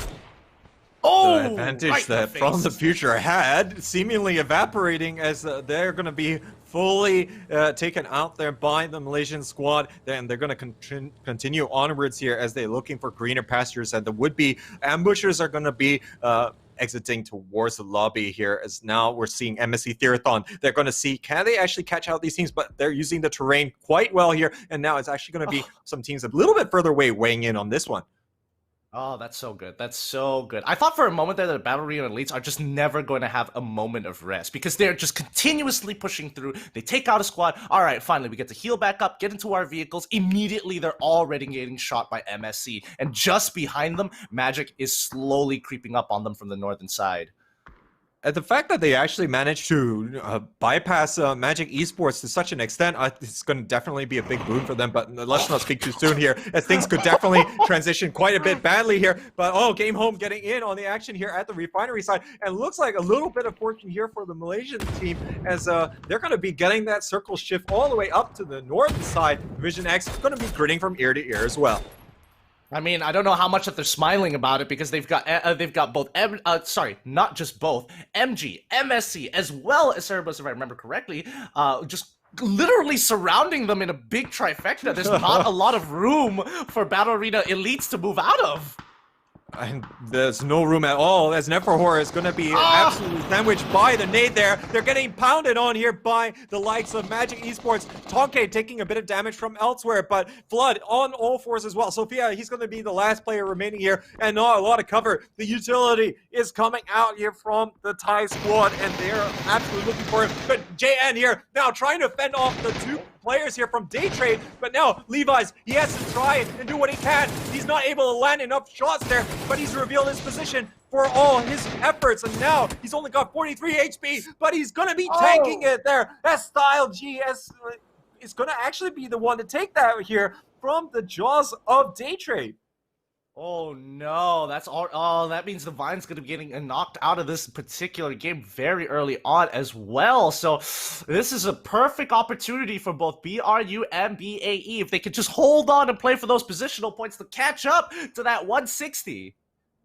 Oh, Sophia, I think, is pretty much having to chain the smokes one on top of each other here. it's only a matter of time here before Magic Esports is just going to throw a nade right in the center of that, as really there's just not a lot of places to guess where he is now. But now I was seeing that Astra and Archangel going ham at it here on the bottom right corner of your screen. But it looks like Archangel is getting the better of the exchanges here, but it's still going to be spread out presence across the board, as Astra also trying to lock it down, but they're going to run into fire. Barrier getting in on it as well. And it's gonna be absolutely dangerous for them to push up like this. I mean, what can they really do in this situation? I mean, they're getting shot from literally every single direction. Even Astra wants to be part of this, and unfortunately, Boriram is going to be gunning them down in the process here. That's going to be really nice for Cerberus here, but now they have to deal with the Predators themselves, BRU. They've already taken out the previous one, so let's see how this one goes.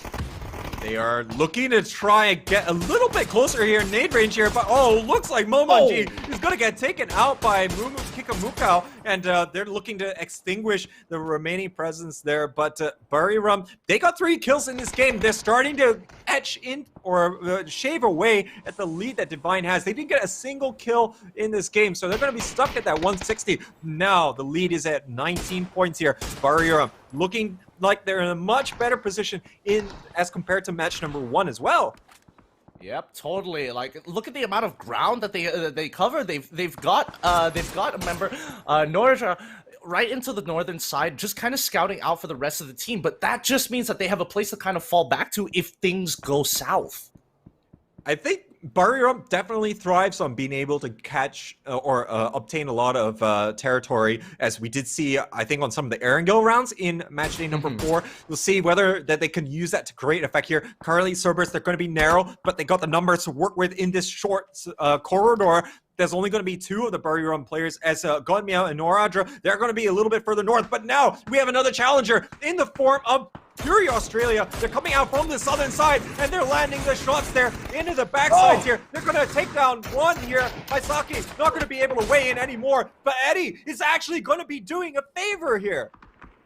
Oh my goodness. I mean, at this point of time, like, what can you really say? Everybody is out for each other, and BRU isn't just gonna let Fury steal a kill without getting a knockback. Daytrade going to get shot down here onto the other side of the map from Victim Rise, as well as Fury slowly pushes up, playing towards that lower ground, making sure that they're not peeking a little too far.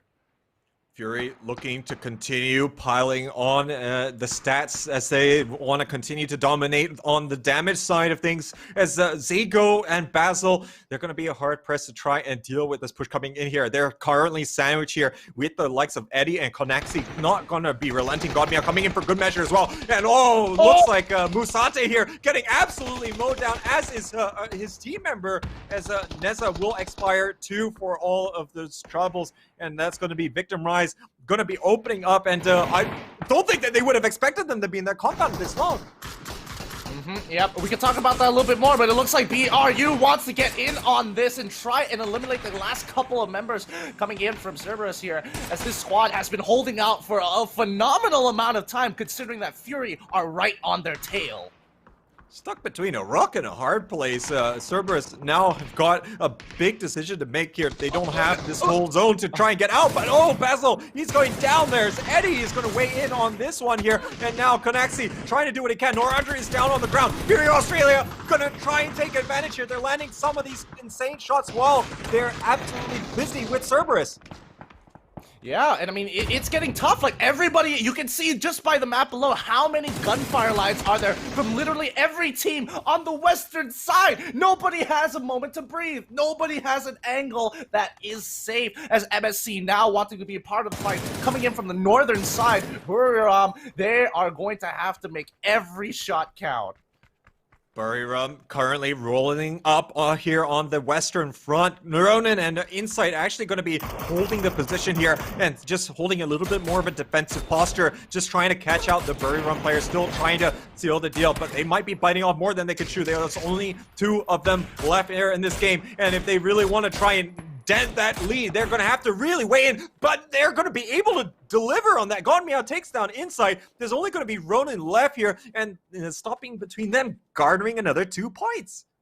Now Fury is going to play this a lot slower now. They have to take they really have to take their time with this, because if they were just looking at the map here, I'm not entirely sure if they know that Game Home has moved into central position in the circle, while the northern side has been completely taken over by MSC. So now, because of that initial fight, BRU are in a really tight spot. Do they want to commit to killing off this last member of Fury, or do they want to start contesting and looking to control the northern side of the map, because that will help them for position later on? This fight has completely sidelined the long-term aspirations in this game here. Ooh, but no, looks like Ronan is going to deliver here on to God Meow. These teams don't care about the bigger picture at the moment. They just want to win this one fight. It's Konaxi versus Ronan here. Konaxi moving down here. The barrel landing trust. No! Ronan is going to sit him down in Buriram. They get eliminated in 7th place. Oh, what a position to come from. I mean, you're coming in as a third. Buriram take out one of your guys in the back. You pick him up. You take out another squad, and you lose 3 of your members in the process. That was one bloody war of attrition. Those 3 teams are all but extinguished here. Only going to be the 1 member remaining. But there are some big battles being played elsewhere here. Division X finally being called to action, as looks like Magic Esports there being forced here to fight into the circle on the eastern edge. There's going to be quite a bit of resistance. Fergus here taking quite a bit of damage at the hands of Sulabi. Now going to have to try and take a little bit of a breather. I don't know what to think about this position, because I think that, Game Home took a very big risk trying to be pushing into the circle and looking to play towards the western side. After that finished up, they wanted to maintain that the center of that circle. However, looking towards the north and eastern sides, it could go bad very, very quickly if teams decide to turn on them. Right now, Game Home, they're just waiting to see how this next circle is going to be going before they try and garner as many kills from the superior positioning that they have. But there's still Division X Gaming looking for the low-hanging fruit, and by that I mean Magic Esports, and just preventing them from getting inside the zone. Currently, they're stuck here. They don't have a lot of time to execute. Only 20 seconds for them to really try and make a solid home here inside the zone, but quite a bit of damage landing there. But Neil T not able to deal enough damage. Fergus still gonna be all the way in the front here, trying to do what he can. But look at how many smokes here are impeding the vision.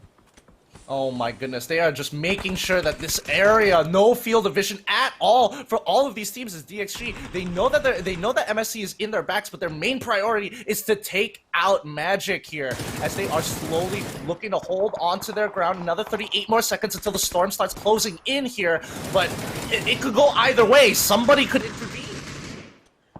Powell going around the side here, looking to get more picks here, as he's going to be able to claim that one here. But Fergus and Sapao both get knocked down straight away here, and it's going to be MSC from the side here, going to be weighing in as well. But it's going to be, for the most part, still Magic Esports going to be able to slow down this assault. Now only Neil T is the last person standing here. I'm not sure if he can come out on top. I don't know, but I'm getting a huge dose of deja vu here. 3 teams fighting on one side of the map, all towards the edge of the circle? Interesting indeed. Flavors of Buriram United and Fury Australia. And look at who is still here. Ronan is still plying his trade, and he's gonna take out Game Home. We were praising Game Home by their superior positioning just a few minutes ago, but they've already expired at the hands of Victim Rise and also Fury. Yeah, Victim Rise. Oh, now taking, even though they are trying to take it, MSC are going pretty ham here, knocking out DXG so quickly. And now the rest of the teams, it's down to our last 4 squads. MSC been a little bit quiet here for this first day of week number 3, but now they're starting to wake up. They're searching for their 3rd win, and now they have got a little bit more control on that northern side. And look at Victim Rise. They're going to consolidate themselves. They're going to eliminate the opposition, and now they can focus on the rest of the tasks at hand. Yep, and now Victim Rise, with their superior positioning, they have so much ground covered that MSC and Magic can't really seem to get through. And unfortunately for Kamal's, that's going to be him, as Vegard has knocked him and taken him out. Now leaving just 2 teams left, 2 on the side of VTR and a full squad coming in from MSC. MSC, they are looking impervious, but Rosita Jr., he is going to be knocked down. So there's only going to be 2 members left for Victim Rise to try and deal with this currently. They're very separated here. Chimoy getting spotted out here. He's got angles going to be coming in from all sides. He doesn't have a lot that he can do, but he's going to still try and focus on that northern side. He did manage to land quite a few shots. Flashbang going out here. He's going to rotate around the side. Only 54 HP left to work with here, but he's going to get flanked by Yoshimimori. But now there's only 1 left here. Genfoss, he's got 15 HP in a dream, but don't know what he can accomplish. Oh, this is a tough position to be in, and yes, there he goes. Therathon is going to be continuing to push up the forward. They're just dipping and diving. Genfoss trying to get it mid-reload, unfortunately for them. That's going to be MSC Therathon taking this game. And they managed to get the 10 kills as well, so a very comprehensive win, and a bit like their second win of the competition. Let's not forget the very first one, they kind of stole it away. But yeah, they definitely look as though that they're taking a lot of these good results here with a little bit of authority. Yeah, I mean, the vantage point that they got from their position was just so great. They literally could see everybody in the circle, and all the stragglers were picked off, as you could see in the kill feed, super, super quickly. And with MSC Therathon knowing when that was the right time to start pushing into the competition, I mean, that was going to be the hallmark there. They let Division X Gaming completely exhaust the likes of Magic Esports, but they did weigh in at the crucial moment when the likes of Division X would have completely cleaned out that northeastern side. But yeah, they really, it's always going to be about pitting your opponents against each other rather than you necessarily getting all the kills yourself. So it's all this indirect damage, which is always going to be a hallmark of a good team that likes to influence the game. Yeah, I mean, they were thirding really, really well. I mean, the 2 biggest events that are happening on the both the western, southwestern, and also the northeastern sides of the map, like 3 squads going absolutely ham at each other, and MSC just stood there waiting, taking out snipers from afar and just laughing about it while picking up some of those knockdowns and free points for themselves. So honestly, well played to MSC, and hopefully they can keep up this performance. Yep, 20 points in the bag for them. That's really going to help them jump into the top half of the table. We'll probably see how exactly they're going to be doing in just a little bit. Victim Rise also getting 13 points, and not quite the 23 that we saw from them in match number 1, but hey, they're doing pretty well. Fury Australia back to getting some solid points on the board here and making up for a lackluster match number 1. Of course, they did run into problems, but 12 points on the board is pretty good. Magic Esports also going to get into the double-digit points with the 11 here. Barry Rum going to, again, be getting some decent points and also taking out Divine in the process. Yeah, I mean, this game, oh boy, I can't wait. I can't wait for the next map already, because you could see those points really shrinking over. And the fact that Divine got knocked out so early on is just allowing a lot of these teams to really get more invigorated about winning the games, because that's just going to close the distance even more. And by now, I can't wait to see what the overall total leaderboard is going to be. Divine at 160, Buriram 146, and Fury, 1 decent game. They're already shooting up. Had game 1 gone a little bit better, I definitely think they could have taken the 2nd seed. 2 teams within 20 points here. Of course, Buriram with just 14 points. They're going to really be licking their lips here as they can half taste that APAC trophy. But Victim Rise, they're up in a 4th position. And look at them. They've overtaken Division X Gaming Battle Arena leads. MSC Therathon, they're moving up to 7th here after being in the 9th to start the day. So that's definitely going to be a big plus for them. Let's look at the damage. Top 5s here coming in from Yoshimiburi, 795 from for MSC, and BRU's Kunaxi at 618. Of course, the man himself, Furious Ronan, who was playing like the rat that he needed to be, but he was still garnering the points for his team, and every one of those matters, with DXG's Sapao 538 and followed by Victim Rise's Genfoss at 522.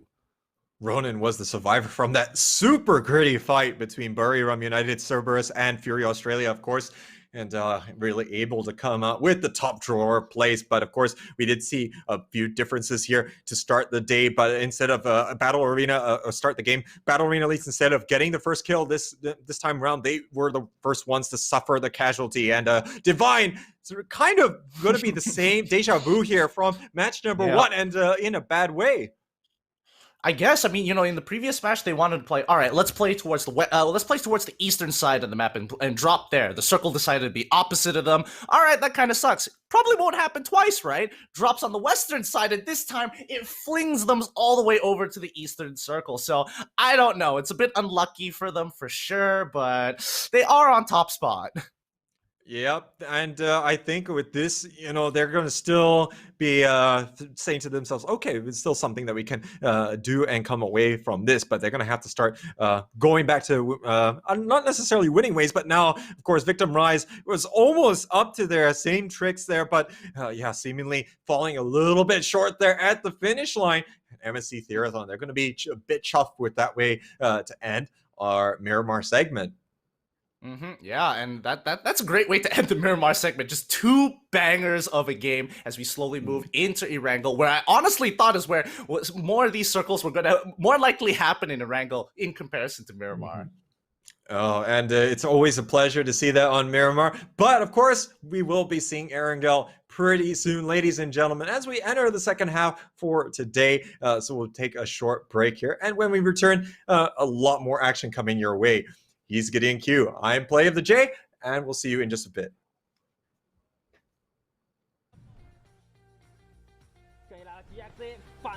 正反面都有敌人，腹背受敌，很难受啊！这波想救人，龙斯科直接扔火，压制位置，这个火能烧到吗？烧到了，刚起身又倒地一个，硬救吗？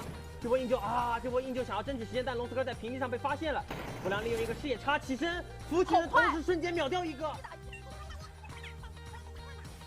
淘汰了，有机会的。这波如果直接拉过来，听到你人投掷我拉过来硬打有了。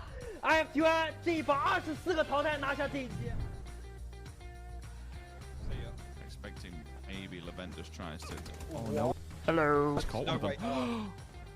That is big. That is absolute big.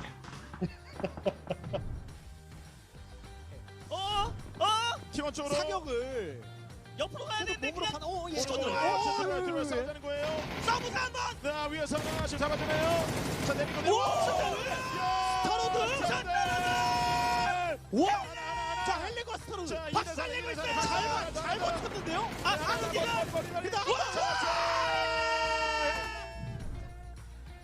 Looking for some angle here onto Zenith.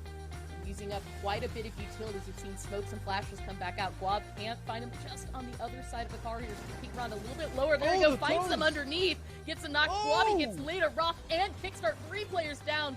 Looks to flush it out, but simply Matt picks up Mystery in the end. Liberate. Split of team liquid here. It's still on. The Invisibles not going to land too much down with the M4 initially, and Navi may get away scot-free. James already said, oh, Kenya! Everybody back up on top of him. Look at that, Rich.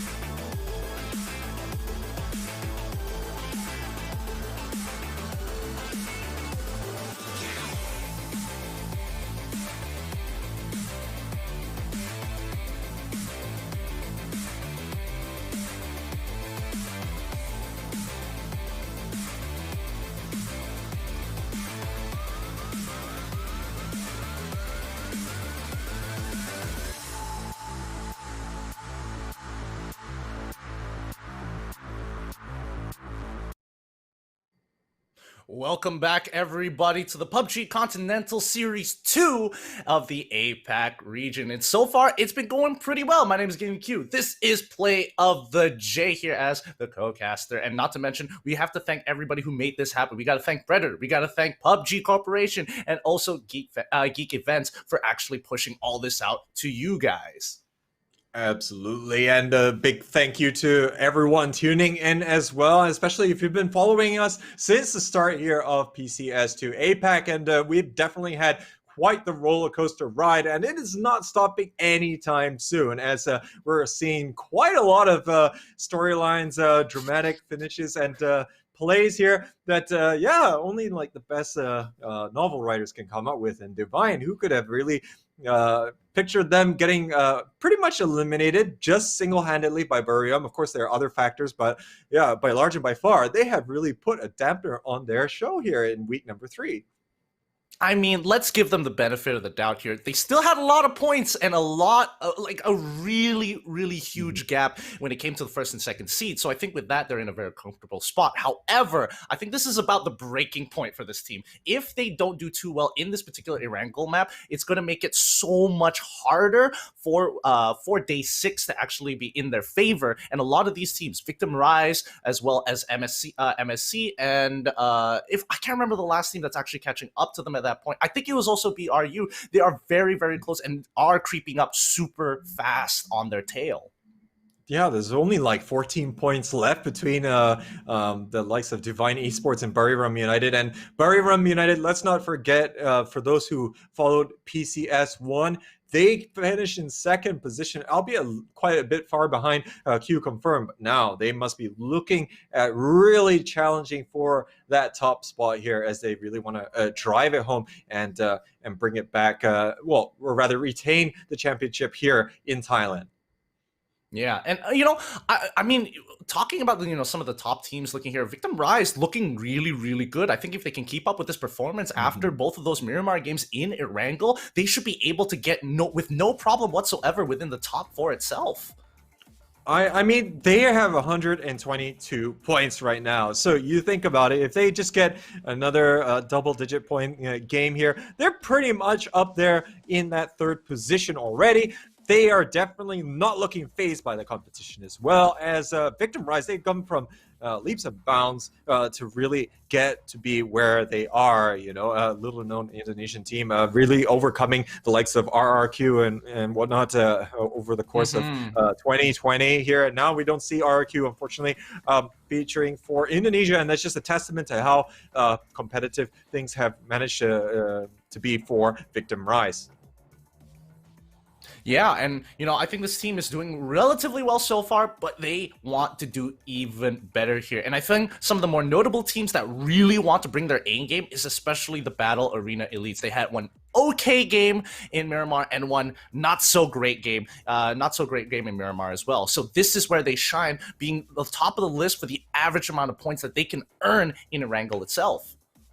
I think looking at the engagements that they had in the previous game, I would say that maybe it's not entirely down to Battle Arena Elites, and they definitely look as though that they could take certain engagements, but because they got pinned in by 2 or more teams, then it was a bit difficult. And you can already see Astra say hello to From the Future, as of course, you don't want to be on the losing end of this vehicles scramble, but oh, look at the circle. It's going to shift all the way here towards Gatka.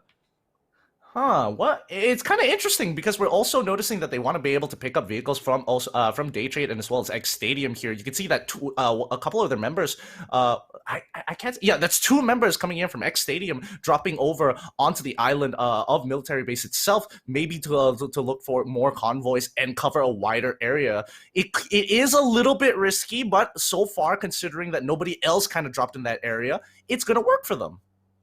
A lot of the drop strategy does allow these teams to really focus primarily on mobility for their rotation phase, because it's right after your looting phase at just a few minutes. You pretty much have to be dropping in this manner to really try and secure that. And I think maybe the only exceptions is if, say, for example, you're used to dropping in Pachinki and no other team maybe contest, So like Game Home, they're there at the moment, so they don't really have to worry so much. They're at fixed spots there, so they're probably not not going to necessarily go and grab the vehicles as straight away as you see there. But now, this kind of circle does allow for a lot of these fast rotations to take place, that teams really just try to get ahead of the pack and get that very central circle positioning.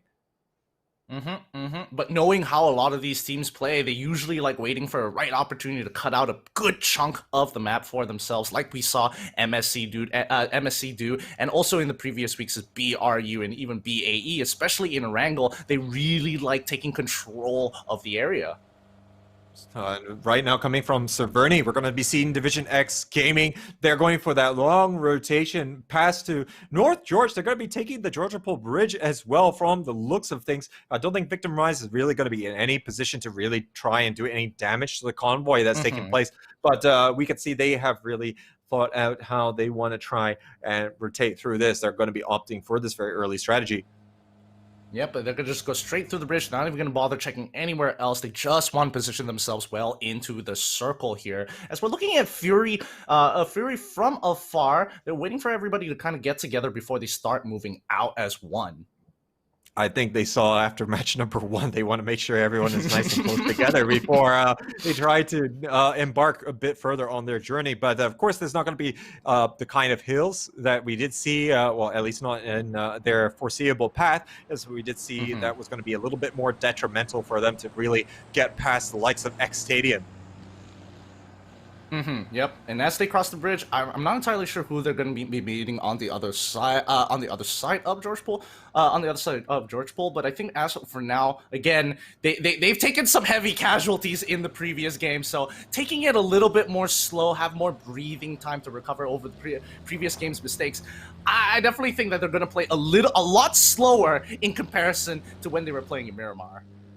I think that could definitely be on the cards, but right now we actually see them moving a little bit even faster than they did in the second match. In the second match, they tried to rectify the kind of mistake that they had in match number 1, where they took it too slow and then they were a little bit disjointed, but now they recognize the power of their usual stopping point here. They're going to move first here, but they're going to go right past the player here from Daytrade. Not be able to spot him out. He's going to shoot at the last remaining car here, where the rest can't really influence things here. And Noreen's has forced him to spin around. Fury, they're out for blood.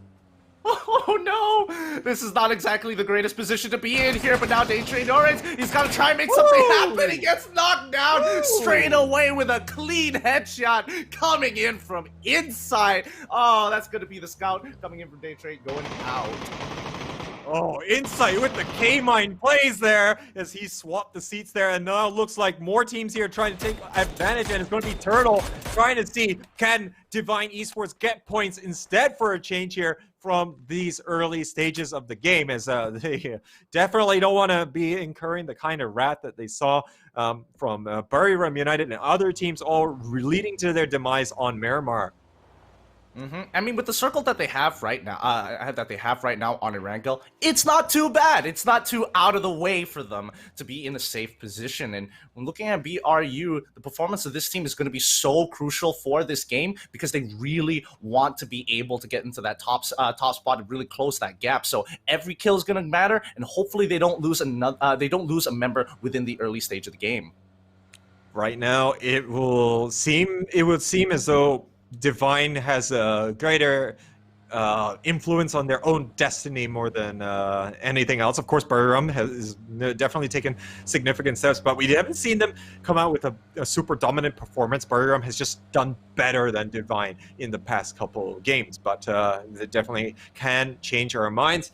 Buriram has managed to achieve quite a bit of success so far. They've managed to get 3 wins already here over the course of 4 days worth of competition. I think the question really comes down to like we've seen Fury. Yes, they are within the top 3 spot, no problem. But they haven't won they haven't won a chicken dinner just yet. But you could still get a lot of points. So it really is coming down to, can they get the consistency as they run straight into Cerebros Gaming Battle Arena Elite? They see it a little too late. They already got the transform, the knockdown. Then that's going to be Loki's next with a quick headshot coming in from Haki. And now they are holding high to low here. Cerebros in a pretty good position. They just need to figure out where the rest of the members, as they thirst them one by one, and in the process gets knocked. One thirst coming from Sophia. Can he make it out of the way? No, he cannot, as the rest of the team comes on through. Haisaki trying to hold on. Nefahor, he wants this. Oh no! And he continues driving on, but Haisaki, he's gonna put him down, and Battle Arena leads seemingly without having too much risk there. They're gonna get mowed down by just 2 members here of Cerberus, and my goodness, this is not the start the Malaysian team wanted to have, as they were gonna really try and crank up the pressure on their better map, but now there's some more action here as Kaiser Tuna, they're going to take down Victim Rise as well. Oh my goodness, so many deaths already occurring. I wasn't expecting an entire squad to get wiped out like that, but unfortunately for Battle Arena Elites, they had to bite the dust. But that just means that everybody else has a really good opportunity to take control of this map and really start to shine. Yeah, and again, when rotations go wrong, you know, and so far we've seen every single match that there's been some early game casualties in some way or form, and it has to involve a team which is really trying to contend with the top. And honestly, from a neutral standpoint, definitely absolutely thrilling to watch. From any of the fans, from any of these teams, this is nail-biting stuff, you know, and they're going to be half-balled by now, I believe. I mean, they got to be sweating already because they got to make these performances at the next circle. Ooh! All right, so the next circle is pretty neutral overall. However, a lot of teams are centralized within it. So, these engagements, if you're seeing one squad, you're most likely in the line of sight of 2 others. And let's not forget that this is actually taking a little bit of the top portion of the island as well, so, which is bisected by the river. So again, a lot of teams not going to be opting to stay on that side. And then you got Mount Gakka, which is its own obstacle, yet a plus point here. But oh, look at the mid-air shot there coming in from Botbus, totally deserving of that point. And not only that, it was on Genfos as well. So if there's one player from Victim Rise you wanted to add to your kill tally, it's going to be him. Oh man, that really was a nasty shot here. But let's look over BRU as they look to try to push up this hill, making sure that the perimeter is secure. Because right on the other side, we can see Game Home just chilling, taking their time. Very happy with their current performance so far. This is still going to be relatively early stages of the game, but we're seeing quite a lot of action here. Calps and Killa taking down Marcus and X Stadium. They're now having a little bit of karma dealt back to them here for this early stage altercations that they have instigated in the first match in particular. But now Fury Australia, they're going for a 2-2 split on the Gakka side of things. This is going to be offering them a lot more territorial control and really just force a lot of these other teams into other locations. We already see that X Stadium and Magic, they're forced to stay in their respective compounds. Yikikumukao is all there by himself, but then again, he's also the biggest damage contributor by the team. Yeah, so I mean, if he goes down, it's really definitely going to hurt the team. Honestly, I have to admit that maybe today, scouts are just not having the greatest of times. I mean, there's a lot of these pickups where scouts are just checking out, this is a pretty good looking area, gets knocked down. Ooh, Victim Rise already finding another opportunity to keep away the XG. Luckily, the shots aren't connecting just yet, and he does have he doesn't have an open top car, so it's not the worst. Scout's life, they need to wear an extra Kevlar vest. I would say, looking at the kind of risks that they get put through on a day-to-day here. But I think as long as they're going to be able to reserve the compound and make enough noise, and they'll be able to detract enough of the would-be home invaders. So we'll see if that is going to continue to work out. I think on match day number 3 in particular, we did see a lot of these attempts to make these kind of invasions into the compounds, and a lot of them just really falling flat. Yeah. Well, some of these top teams are taking control and hunkering down in a lot of good spots. Divine split 2-2, covering a good amount of area by Ruins, but looking over at BRU, they now take full control over the high ground here on this hill, and they shouldn't be contested too hard. Looking at MSC, they're right on top of the mountain, having a full view of the map. Maybe they can find a couple of picks like they did in their Miramar game.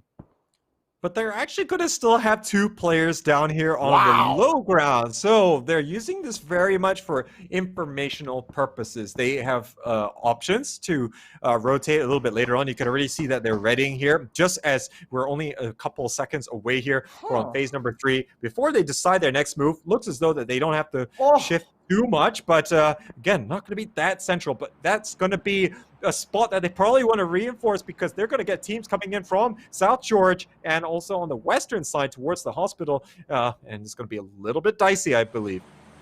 Yeah, I'm honestly surprised that they're so far apart. I know they want to keep control over the mountain range and also the low ground, but having that much distance, if one person gets picked off, that could spell trouble. That could spell trouble for the team once they start pushing in because they won't have enough firepower either on low or high ground in some of these situations. But I don't know. It's really up to them where they kind of want to hunker down and stop them from. No, you can't let it slip out. Oh, this is my nightmare. No. This is my real life nightmare come to life. God, meow, oh my goodness. And a Haisaki in the background gets absolutely plastered there. And the vehicle adds insult to injury.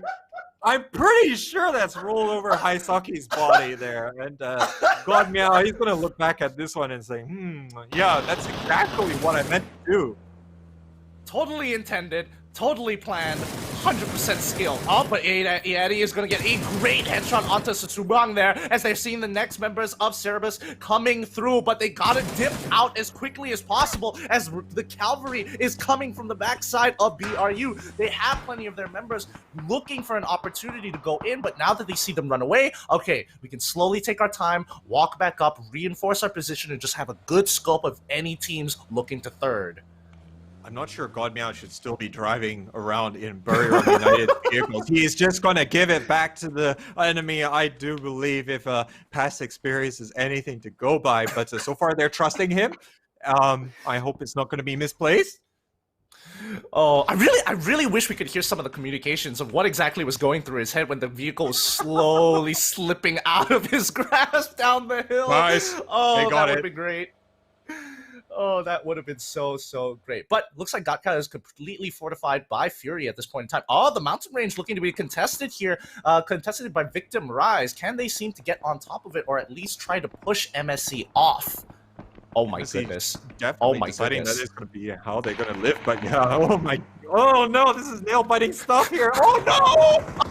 No, that's the worst! That was the worst part of the convoy! They're getting absolutely gunned down from every angle! And now their convoys are getting blown up! Nudra is going to go down! God Meow is the next to go down! Kanaxi is also in trouble! Yeah, he's hunkering down, and he's hoping that he doesn't get caught in the Molotov, but he does! And that's Buriram United taken out in the worst way possible.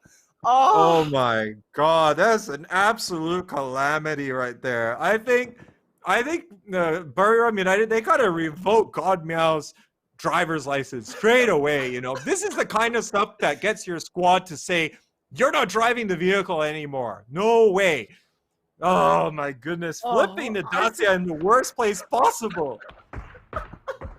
Oh, it really is just it's just not his day, okay? It's not his driving day. He's having a bad one. His shots are on point, maybe not his driving, and hopefully that's not going to affect them in the upcoming game of today, the last coming game of today, as we can see Victim Rise playing right around the edge onto the north side of the storm. We're very sorry, ladies and gentlemen. It's hugely unfortunate for Buriram United, but it's also hugely hilarious at the same time. So we'll just go with the punches here. But now we're seeing that Fury Australia going for a very direct play here to get as central as possible. And it could be to the detriment of Divine here. They're heading seemingly straight for the compound, but no, they're going to split off at the last second here, not wanting to go straight for it. Oh, I really thought it was going to be a Mad Max moment where they're just screaming in comms, "Witness me," as they go right in for the fight. But they are professionals. They know exactly what they're doing. They're going to take it a little bit slower because they don't want to get those to give those initial frags, putting themselves at a 3v4 or even worse come to worse, a 2v4 situation. they could also be waiting for the right moment when there's a little bit more of gunfire and distractions around them to make that kind of move that yeah, is going to be kind of telegraphed already. So they're going to pull kill away. But now we're seeing more of the gunfire coming out from Division X Gaming as Victim Rise is rotating right past them here. Division X is going to be looking for a little bit of revenge here after some of the earlier altercations they had in day number 5. Yep, and I mean, Fergus, he's putting the lead right into the car itself. He's gonna turn around and he's like, alright, I'm done with that spray. Now to prime this grenade and look to pick off one of these convoys, and hopefully he doesn't get hit in the process. He gets a little bit of damage here. He comes out, and yes, he takes the tight angle, and he takes him out. Fergus gonna be able to secure 1 kill for his team. Chimoy, nowhere to go there as he's really going to be up against the wall, quite literally and figuratively. But now MC Theater, they're pushing into Kaiser Tuna. They've lost 1 player. A fireball explodes, finishing off one of them here. If Rosberg Jr. won't be contributing anymore, another hits the ground. 1 HP remaining here, and he's going to get mowed down. Musate coming for the flank. MC Theater, the winners from the previous game, is getting absolutely mowed down by their fellow countrymen, and they only have 1 member left here in this game. It's not over just yet. You thought Kaiser Tuna was safe? No, no, no. X Stadium is coming to third. Right, going straight for the breach and entry fragging. The first goes down, and unfortunately they trade 1 for 1. They go for the third straight away, but the grenade is going to be able to secure the rest of that team. X Stadium, what just happened? Woo, Musate with the anti-invasion grenade right there. And that is going to take them all out. Kaiser Tuna comes out on top of that one here. And they're going to be kings of that compound. But there's still Yoshi Mumburi as the sole surviving member from MC Theathon. But they've spotted him out. Might be able to weigh a little bit more on that fight if it comes to shove. Oh man, I mean, you can tell by a lot of these teams that they are just gunning to take squads out, trying to speed up this game and also secure them almost guaranteed points. But unfortunately, their 1 primed grenade was all they needed to stop the pushing force coming in from X Stadium. They probably should have taken a more wide approach, look to peek through windows, and maybe not necessarily all try and force their way through a door. And now we do see that with this circle, it is going to be favoring very much Divine and Fury Australia currently. This is going to be exactly the tonic that Divine needs to continue to stave off the competition, especially since Buriram are already out of the game. And that's definitely going to help put some distance between them the further that they get into this. But now we're still going to see whether Division X is going to continue to play the role here of the gatekeeper. Yeah, and Division X, I think considering how spread out they are, and considering where Victim Rise was initially in previous Phase 4, it would make sense that they want to keep them out, because they did take out a couple of their members as well. So, I mean, VTR, with only 2 left, they can just wait their time. They can just, I mean, DXG can just really take their time with this. And Victim Rise, they just don't have a lot of that to work with here, as Chibrit here is going to start having the zone burning his ankles in just a moment here. But Astro, they're making that key rotation here, but they're going to get absolutely flanked here. Yiki Kamukau going to be continuing to add to his damage stats as he's going to take down Linksy. And Astro just really are pinned between these 2 teams. Going to be Day Trade hanging up on the hill. They don't have a lot of cover themselves. They only got a couple smokes to work with, but that's proving enough here with the added help from the other Oceania team. Oh, I mean, they're just lobbing grenades in. Hopefully that should be able to enough to try and cripple their vehicles here. And yes, it does. Astar are just forced to move out of position to go for a full open trade. And that's already going to be 2 headshots in the way. Siki Kumukau trying to steal some kills in the process. And it's looking like it's going pretty well. Oh, business is good. And now Day Trade, they're in trouble now as they only have 1 player left standing at the moment. Victim Rise, they've actually taken the initiative to try and move in. Kamal, though, he's taking a lot of blue damage. I don't think that there's going to be anything that he can really do from this, as Victim Rise being slowly suffocated out of this game. Doesn't look as though they're going to be able to continue with the top 2 finishes that they've been having here. But Nikos, he's finally going to be able to seal the deal there onto Putris, and that is it for Day Trade. Okay. I mean, Kamal, he did get that initial knockdown, but they're really hoping that Game Home is going to do something about this, somehow intervene. You can see them slightly pushing up towards the eastern side. They just have to buy a little bit more time if he has enough utility there. Victor Rose doing some good work trying to break out of this gatekeep. Woo, 3 quick knocks there, and they are looking completely changed here. But Chibrit has got his hands full still. He still has 2 of them to worry about. One still healing a little bit. Kamal, he's going to be out of this game, but it is still a chance. But Game Home is going to backstab here, and that is going to be putting the final nail in the coffin for Chibrit, as that is it for Victim Rise. They're going to be off their hot streak, as yeah, they're going to have to hope for a little bit more in match number 4. I mean, considering the situation that they're in and the 3 knocks, dying to a backstab like that, I would be so salty. So salty. Ooh.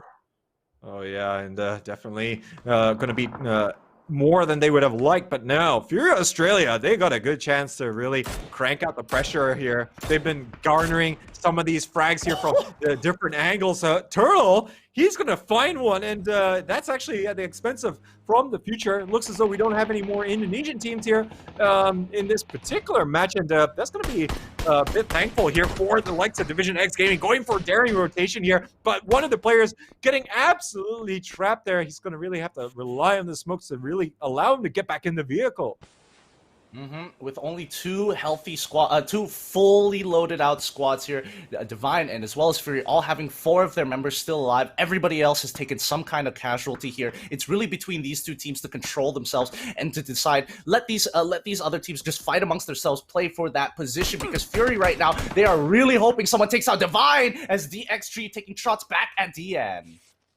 This compound for Divine might not be usable in the next phase, but they are definitely trying to make get as much mileage out of it as they can, as they're really just forcing all these teams around the sides here. Division X, of course, being the principal team that is in trouble from that. Long K opting to actually take the damage here from the blue. He's not giving it to the likes of Divine. His other team members have already managed to get out, but now Fury is taking out some of the members here from Game Home. Clary's already going to be biting the dust. Gonyu and Sylphie going to be all the way here on the side, but Fury just really getting a lot of angles to work with. They have plenty of areas to kind of hold themselves. Divine, on the other hand, they can kind of just sit back, relax, and let kind of the chaos handle itself here. As Fury looking to try, they've already got Sylphie, they've already looked at Sylphie, and it looks like they were able to take out Yiki Kumukao in the process. That's going to hurt as the Storm takes out the last 2 to try and deny that kill, but Joxy did make contact with him just in time before he died while he was knocked. That's a little bit of revenge there from Astra. Of course, Yiki Kumukao getting in on that, but now at the end, moving out from the compound with Divine. They're going to start rolling up this flank, and they might be putting those final touches there onto the Oceania team, as Carly inside. He's going to be crawling on the ground. The Divine, they still got to navigate their way in between the likes of Fury Australia and Kaiser Tuna. But Kaiser Tuna, they're going to be a little bit more busy just trying to steal the kills there. Zoidmate and also the likes of Division X.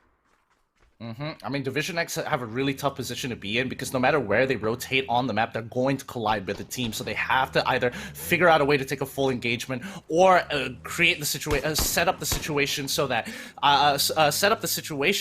they can look to focus on just purely one team.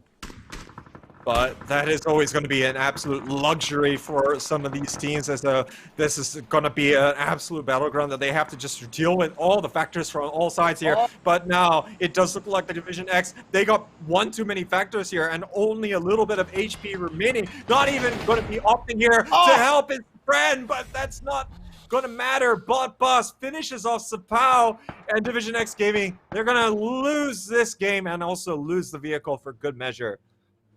But, you know, on the bright side, KT, they're able to get that 10 kills, and that's going to be so important for them in the long run here. Divine still controlling the eastern side of this circle here, and it looks like, that's going to be Fury going to get eliminated, and they move up to the 2nd spot. Ooh, this is very nice there for the Oceania team. But of course, Buriram not able to stay longer here in this round to really influence matters. But now this is going to be about Divine. How clinical are they going to be here to blow things out? They are looking good for it, as currently there's only going to be Kaiser Tuna with their 2 members left remaining. Astra getting taken out in that 3rd position, and it's all going to be for them to seal things. But Kaiser Tuna, 12 kills here on the board. Yeah, they're really just taking these kills as they come. And now Divine, they are playing this a lot slower, making sure that they are covering as many angles as possible so they don't get those pickoffs. They knowing that KT will instantly thirst them the moment they get picked off. And considering the landscape right now, it will be so easy to get caught off guard. Oh my goodness, look at the positioning that Kaiser Tuna has. It just really doesn't look very promising, does it? Now, there is still going to be a little bit of hope. We won't really say that they can't do it, but I think Divine, with that slow and measured approach here, it is really working wonders. And look at them. They're seemingly opening up the angles here, moving all the way around the side. And they're in the zone, mind you, so they can really just play around with this. They don't even have to use the vehicles anymore. They could actually take out the tires and not get shot, but they're not doing that just yet. And Botbus is actually doing it for him. Now it's actually harder for them to hit him. Oh boy, I mean, this is just a long-range battle for both of these sides. They're just trading shots as much as they can because nobody really wants to go for that hard engage at the end of the day. And especially for Divine, they're in prime position. They just have to wait it out for the Storm to do the rest of the work for them. This is just a systematic execution of the remaining team here. There's just not a lot of space for them to work with. The angles against them. Dian is going to get the flank there. Looking for the 6-time spray with the Mini 14. It's going to be good. Divine, wow. I mean, it just feels like this team, whenever they feel like, oh, we need to get some points, they will get their points accordingly. It feels like they have control over that, and it's crazy to see them just pulling out games whenever they feel like it. Yeah, and Divine, they just rolled up their sleeves and really delivered when it mattered the most. You know, it's like, oh, so you guys are going to chip away at our lead. Wouldn't it be a shame if that were to inflate once again? And they didn't disappoint their fans indeed, as they're going to be able to claim quite a number of points. And let's not forget the competition also not having quite the best of rounds there to start Erangel. Yeah, I mean, everybody was kind of really struggling to deal with it. A lot of ambushes were set up. A lot of scouts got knocked down when they shouldn't have. But what can you say? It's just the nature of the game. You can't expect everything to be the same each and every time. Yeah, and that's always why we come back to the consistency factor of all these teams. And really, as much as we sound like broken records for always mentioning that, it is true, you know, and that's how we measure the competitiveness of these teams. And look at Kaiser Tuna being absolutely top drawer in that game, 18 points. They didn't even take the chicken dinner, didn't even matter. They got 12 kills and stand head and shoulder above the competition in that round. But Divine, they're going to get back towards getting this chicken dinners. They got 15 points here in this game. Astra and Fury going to also be getting double digits for good measure. From the future, trying to catch up with 6 points, followed by Cerberus Esports with 5, Game Home Esports with 5, and Division X Gaming with 4. And I was really excited here for a second because Fury was in a potential position to actually try and take over Divine. The only problem is that they were getting gunned down towards the back, and Yiki Kabukao getting picked off by Game Home in the process really stopped them in their tracks. Yeah, indeed. And Fury Australia moving up into the second position, 150 points. Now the lead has extended here for Divine, but for Fury, it has actually been trimmed down a little bit here. Before, for them, it was 32 points. Now it's just 25. So they could fancy their chances as well. Buriram not too far off with 147, but they're going to be sliding down the table ever so slightly. Yep, and now let's look at the top 5 damage dealers of this game. Coming in from Dubai, it's Dian, KT's Botbas, Starzoid, KT's Musate, and Fury's Insight. I mean, these guys have been putting in some really good damage overall for their teams. However, I mean, I'm surprised because especially for Divine, they didn't really get into too many fights. They were just looking to play from a long range, and Dian, he really excels at that, getting that poke, getting that harass, and just stealing kills away from people. But yeah, he was absolutely clutch there when it came to the final stages. Divine held their nerve and they were able to crank out the kills. But of course, Cerberus, they were going to rain on BAE's parade, not give them a chance to perform on their map. And that's definitely going to lower their average from the Erangel points that they can muster. Yeah, and here is one of the best fights that we saw. This one and the follow-up fight. Because, I mean, KT were in a pretty rough position here. They were trading left, right, and center. They got the thirst. They finished off a team. They're thinking, all right, that's not bad. We killed a team, got 2 people, and in the process, we lost 2 of our squads. And right after, getting a nade kill to finish off the next team pushing in. So, honestly, KT did a phenomenal job surviving that really, really hard position. Sorry, not position, but situation to live from. Oh, I love that fight. There's an absolute trailer there for PUBG and at its finest, you know, and of course, Divine really showing what it means to be able to close things out at the end. And yeah, they seem to have managed to take some conscious steps to making sure that they don't get taken down in the early game.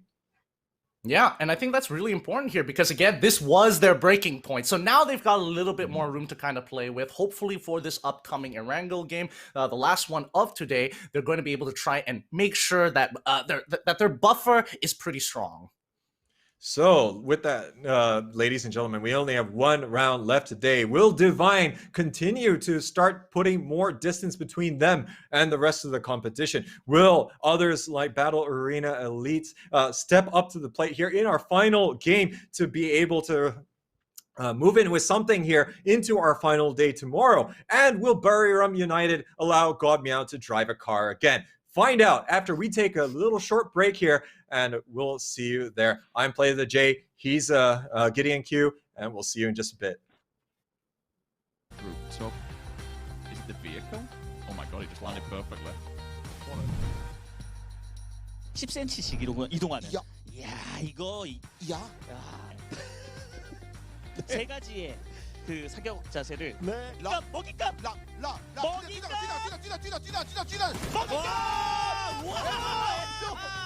애도 진짜 좋은 플레이했네요. This is insane. The amount of smokes. Vision is everything. Information is everything. They're going to hit Pronins, go for the spray.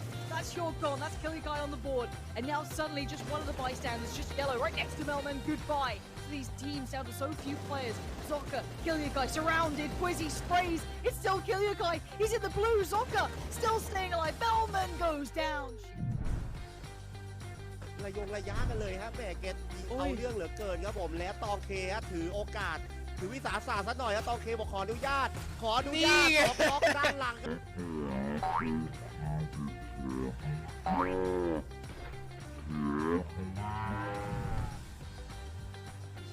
对回去，然后再把经典的T1给处理了，但是反而是不让他们去靠近这个山头，给 PSG 争取更多的打法时间，被影响的。要这个无处藏身，真的无处藏身，真的是一点脚。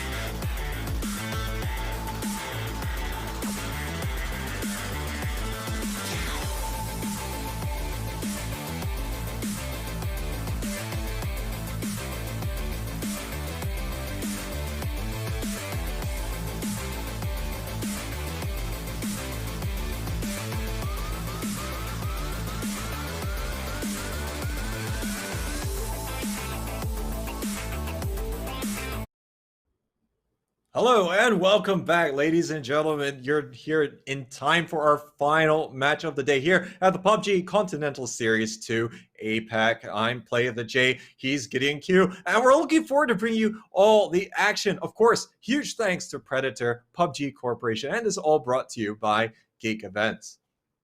Now, this game 4 is just the biggest setup to the final day happening tomorrow. So a lot of these teams need to set themselves up for victory and close that point gap as soon as possible. So what are you thinking here, Jay? What do you think for some of these teams, especially in Erangel itself? Unfortunately, for some teams like Battle Arena Elites, they didn't do the best on Game 3. So hopefully, for me at least, Game 4 might be better for them. Well, I definitely think that it could be better for some teams, especially those which have not managed to garner a lot. Battle Arena Elites comes to mind. It hasn't been their day. And it seems a little bit of a mirror here as match day number 3, where they came out the blocks pretty cold. And they could definitely do with a little bit of something to go into the final day. But I think most teams that are chasing Divine, they'll be pretty happy if they can get maybe 10 points from their lead deducted here by the end of the day. Yeah, so it's about that, you know, winner, chicken dinner. Everybody wants it. Everybody is going to be gunning to get it. Honestly, today's circles have been kind of interesting, especially for Miramar. Erangel, it's like, all right, it's not too bad, but the positions that they put these teams in, it's really, really tough. I mean, making sure that they're covering multiple angles, and then once you start losing those members, the situation, you really have to be adaptable on the fly. And I think Game 3 was some great proof of teams trying to make the best of the situation, like Kaiser Tuna. Yeah, and really, I think when you come to this stage, everyone can shoot it and frag each other, right? But it's always fascinating to see how teams will be able to adapt on the fly during mid-tournament and really just pull out the kind of plays, really have that moment of clarity to exercise their kind of positional advantage, or trying to get set advantage to be able to really turn things in your favor. But now it is time to jump straight into match 4. You know the map that everybody cares and loves for. It's Erangel as we set ourselves up for the final match of today. Oh yeah, ladies and gentlemen, this is pretty much the time that these teams they just want to have some solid points on the board. I bet you this is exactly how they would look at it. Of course, a lot will want to win, but we also have to be realistic. We can only get certain teams being able to get the lion's share of the points, but it's again how they want to approach that. If we look at games 1 and 2, maybe we could say that Bariram United, they definitely went on a little bit more of an aggressive approach. So that they went for gatekeeping, not necessarily that they were out to specifically get Divine. Maybe it's just so happens that they were the teams that were going to be there, but definitely looking to pick up a few points here and there. For sure. Oh, interestingly enough, Divine actually has overtaken BAE when it comes to points per map, and BAE has been sitting on top for quite some time, so that's pretty interesting to note. Well, BAE, they got 0 points from the previous game, so I think definitely bringing the averages down there, and something that they will be wanting to correct. Of course, we did see them only warm up for week number 2 on the second day, so I'm not sure they can afford to wait for tomorrow, which of course is going to be our final day here to really get something from it. 4 games, maybe if you're feeling hot, that's going to be enough for you to maybe overcome the kind of lead that like Divine has at the moment, but it's still going to be difficult. 175 points and over 100 kills already. What can stop these guys? Yeah, what can stop them? I mean, it almost feels like they have so many factors in their head just settled on and controlled that if they really wanted to be playing their A game, they can be playing their A game. But sometimes when you get circles like this, you really question life. You really question, what am I playing? Why do I have to play this? Like, what even is this circle right over Sanovska's island? This is going to be so brutal, but so good for Fury. Oh yeah, and honestly, I look at this and yeah, this is why we watch PUBG Esports, right? Is because we want to see how the pros deal with the kind of RNG that is being thrown at them right now. And sorry to say, but last time I saw this kind of circle, and of course Fury in that competition was already showing that dominance on the military base side of things.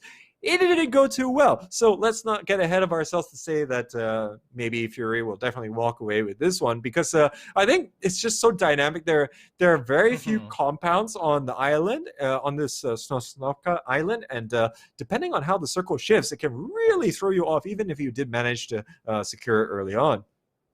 I'm actually really curious about how many teams are planning to be, okay, maybe I want to get into Snovska Island, but I don't want to take the bridge. So you're going to have to look for a boat to try to get towards the southern side, towards the southern side of Snovska Island. And we did see on day 4, if I remember correctly, where Fury was actually in the exact same position. They gave up military base after looting it and played towards the southern coastline for pretty much 3 to 4 phases of the game.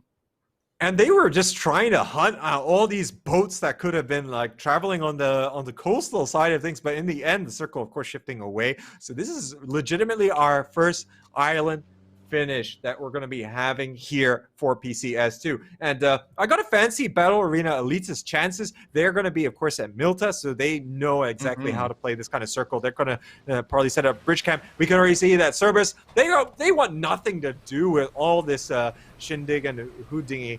They just want to try and belt off to safety here and see if they can secure some early real estate. Oh. Whoa, who are they getting shot from the other side? I can't really see the logos from there, but it looks like Victim Rise notices the boat trying to cross over into the island. They're already taking pot shots at it in hopes to knock somebody down in the water.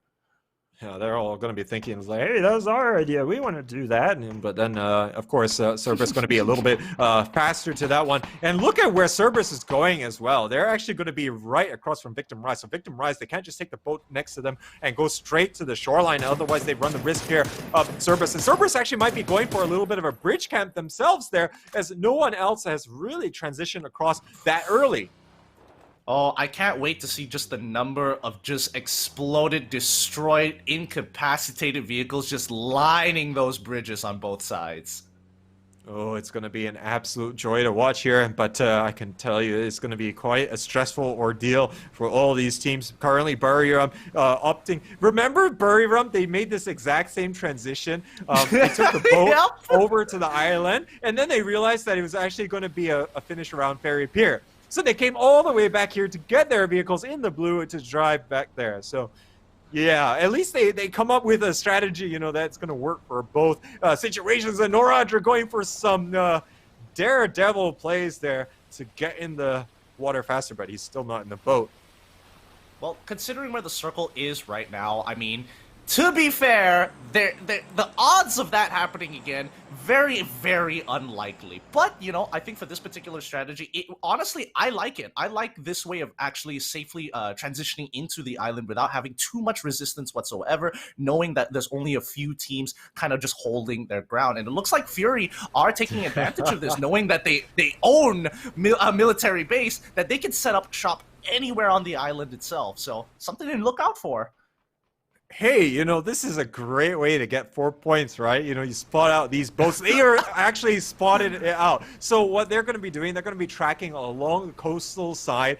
Of course, Buriram, they're very aware of this potential threat. But look at Fury. They're really going fishing here. They are all going to be ready. It's like our first catch of the day.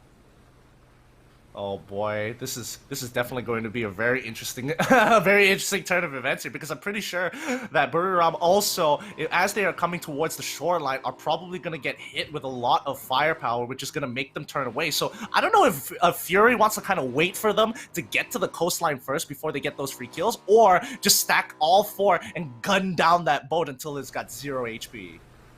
I'm pretty sure that they are waiting for the right moment when Buriram United have come close enough that they, the Fury Australia players, even with 1 or 2 of them, can realistically bring it down in a quick fashion. And you can already see that Buriram is actually going back to the other direction. I think they noticed that there was going to be that movement on the coastal line here. Oh, yeah. And they're juking the likes of Fury Australia from this one. And Fury, I think they've also noticed too, they're rotating back up to Novo again. They're not letting them touch the land. They can't get their feet anywhere off onto dry land. Oh, they're going to spot them out in the last second, and they're going to be smacking their heads there in frustration as Buriram, with the next level plays there, they're going to be able to save their skins here from seemingly certain doom and destruction. But now, at least once they get into Nova, it's now more of a playing field. They're not all at risk of getting shot and losing the boat and losing the entire squad in the same process. Now they can kind of look to play for the trades, look to play for the structures in Nova alone, and start the guerrilla warfare. This deck can definitely be on the cards. Right now, the Circle still has another minute. Probably not something, the reason why Fury Australia, apart from the fact that they don't have all of their squad members here, to really engage just yet. They do have the mobility. Don't forget that Buriram United, they left their vehicles there on the other side. So they're not going to be very mobile, and Fury Australia could be playing for the longer game now. Yep. Looking at Divine, currently, it looks like they are just securing themselves up onto the northern side of the eastern bridge of Sunovska's Islands Bridge in a very good fashion as well. Any convoys that are looking to go through, they can easily call for backup and easily have line of sight to gun them down. And considering the kind of circle positioning that we've seen, they're at least going to be good in the zone here for most likely phase 2. But we'll see whether that is going to happen or not, because they can afford to take their time to go slowly over the bridge, even if there is another bridge camp on the other side. But we'll see what happens there. We haven't seen a lot of the movement from these teams. I do believe that Battle Arena Elites would have already transitioned out, but look at that circle! We are in for an absolute cracker. These players are going to be shaking their head in dejection here, looking at the kind of plays that they have to come out with. How much playing area is there? That's a playing area for ants. It's literally 50%, no, arguably 45% land, 55% deep ocean blue. But also notice that both MSC and DXG are just taking their time in the zone. Looking at this circle, I'm definitely thinking that they're shaking their heads like, oh boy, how are we going to get in on this one now?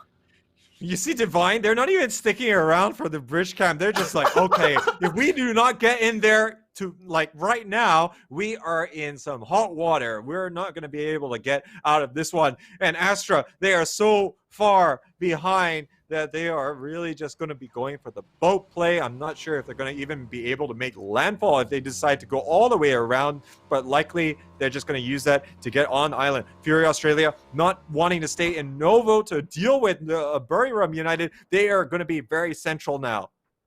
Yeah, I could totally understand Fury's thought process here. You're looking to try and take out BRU. However, they're in the middle of Nova, where every single team from the northern side is most likely going to try to set up shop. So it's better for them to try and play from the high ground, more towards Nova Radio there, get that high ground, and start to look down and rain down that lead.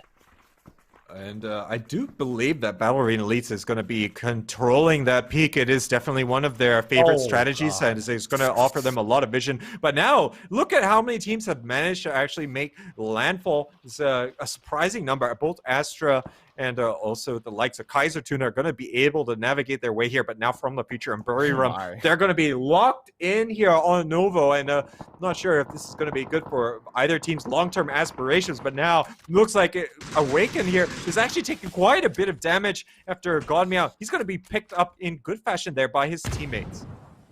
Yeah, and so far, I mean, it's looking good, but the question is whether or not Astar wants to be part of this fight. Do they want to intervene? But it looks like our Akarin is going to be going down to Godmeow's grenade, so it's going to be, they're still trying to look for those initial trades, but nothing they can really commit on just yet. Yeah, but now looks like Division X Gaming, they are still traveling in the Blue Zone, albeit they are on the island already, but on the western side of the military base. So this is definitely going to be a longer play for them. And apart from MSC Therathon, who I do believe is still out in the blue, they're going to be the team which is really far away from anything right now. Last time we saw they were in Primorsk. But Battle Arena Elites, this is similar to Mount Geka. They're going to collect as much info as they can, but I'm not sure how long they can afford to stay up there. Yeah, and considering how bad these circles are, I don't know what Phase 3 is going to look like. I mean, it could easily go really good or really, really bad super quickly. Because let's not forget, phase number 3 doesn't prioritize necessarily all on land. That's phase number 4. So this could still see the playable area shrink even more than one would expect for phase number 3, but we'll see what happens there. But Norandra, he's going to knock down one, gets 2, and oh my goodness, look at that circle! That circle's not looking too great here, but we're making sure that Kaiser Tuna aren't going to have a fun time while they're sticking around here in Novo. And you can already see Cerberus. They're going right to that coastline, right smack into the center of the next circle. Novo, it's such a battleground now. Look at Norandra, he claims 2 kills there. Buriram United, they clean up Kaiser Tuna. And this is the exact kind of decisive fighting that they need to have if they want to continue to advance up the standings. They actually move up into that second position off the back of those 4 kills alone. And now there's going to be Astra, and I'm sure they're going to be aware. There is actually going to be Fury weighing in on their fellow Oceania counterparts there. And they're going to be fully aware of this kind of movement coming out from them. Yeah, but I think it's kind of, it's pretty interesting to see how these teams are playing towards the edge of the circle, some prioritizing the central, while others are prioritizing the outer circle only because they know that they don't have first pick. But it looks like Konaxi gets caught out right in the open. Star here in the backside from the future has definitely backed off from that fight after that initial knockdown. BRU still hunkering down in Novo, trying their best to stave off the constant assaults from these squads.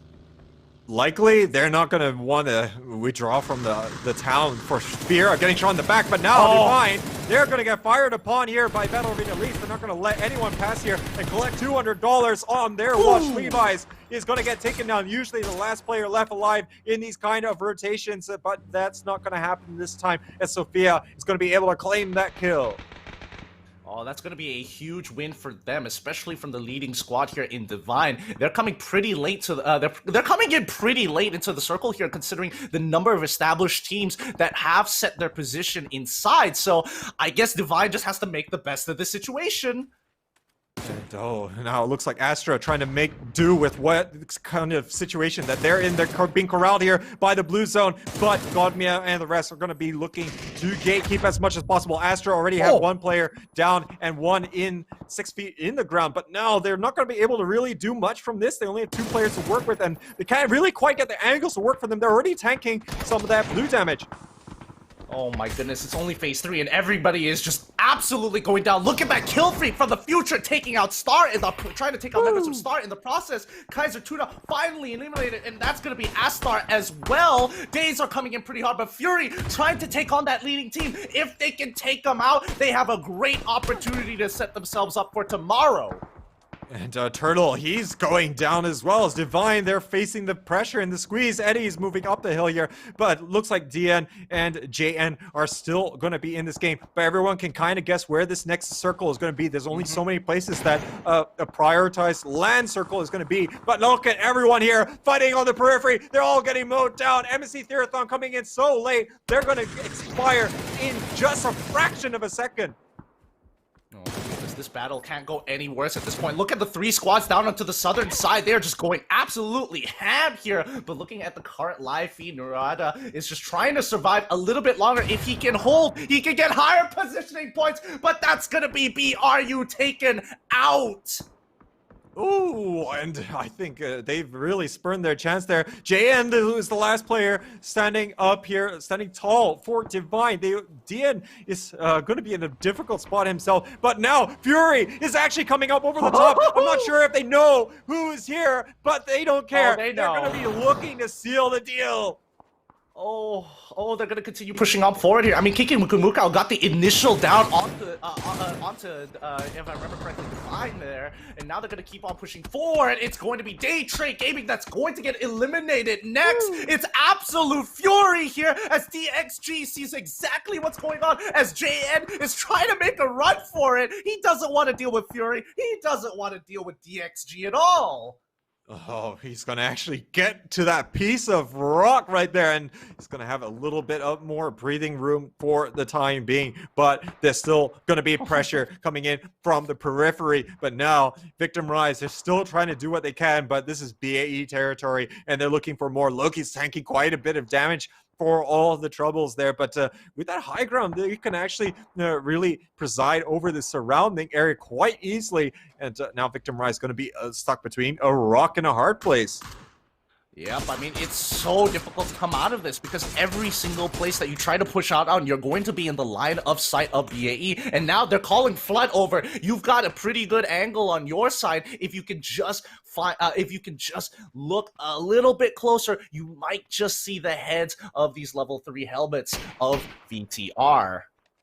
At the very least, though, the Victim Rise players, they are inside the zone, so they could really play passive if they want to, but passive has not been their style by any stretch of the imagination, as we saw on Miramar. But now, Fury Australia, they're looking to see what kind of vantage point that they can garner through Yikakamukao, but of course he's playing by himself as he so often does. The rest of the players going to be rolling up on that northern flank and see what other kills that they can yield from this.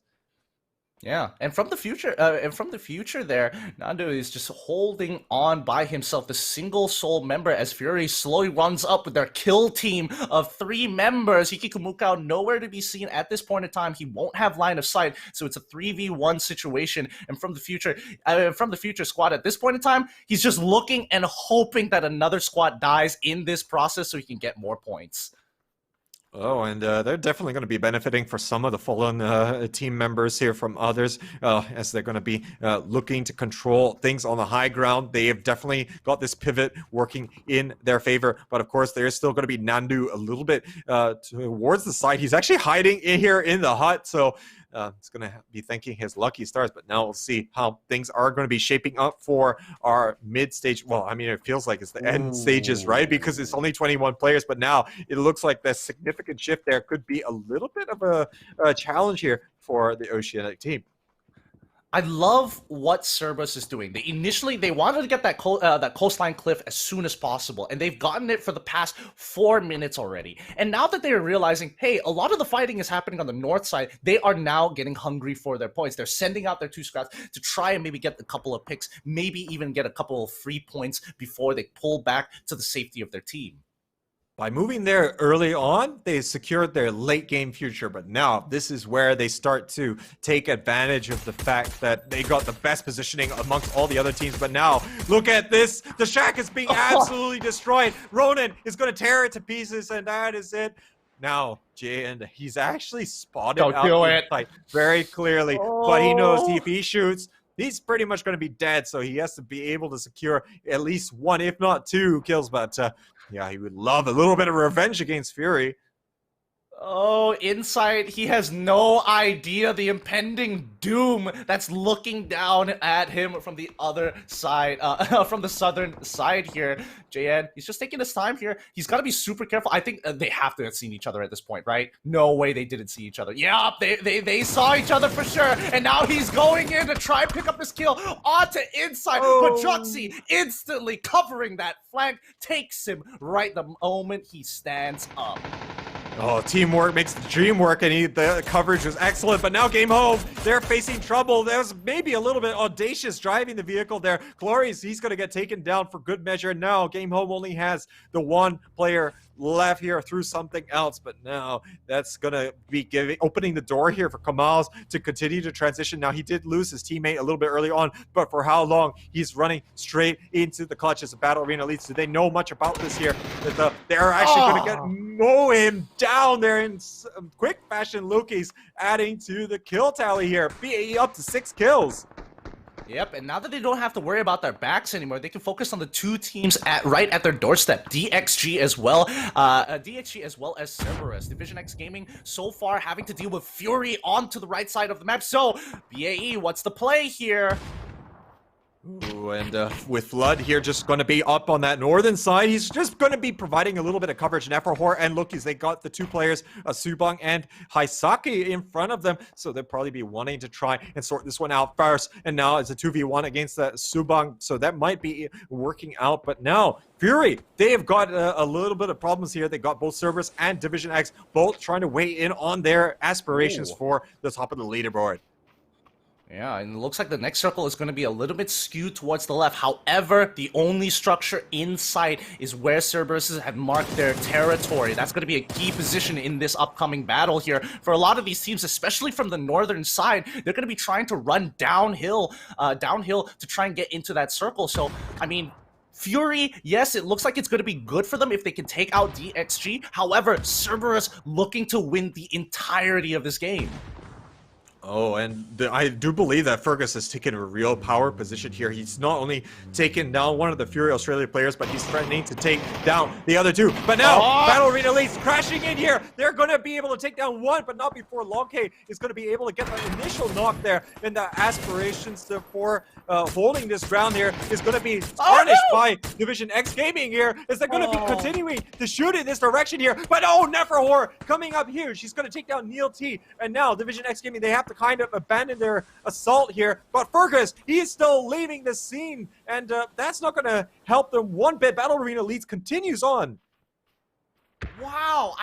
Wow, looking through his sights, I couldn't even see his head. How did he get that shot to connect? It looks like he peaked at the right place at the right time. So congratulations, BAE, for that. That's going to help them out, relieve that pressure as they look to dominate this northern side. Fury absolutely split now. Yiki Kamukau in a lot of trouble, 20% of his HP as he goes prone, but that's going to be the nade. That's going to be knocking him down as the rest of Cerberus is making sure they're making quick work over Fury. 2 knockdowns and 1 member left.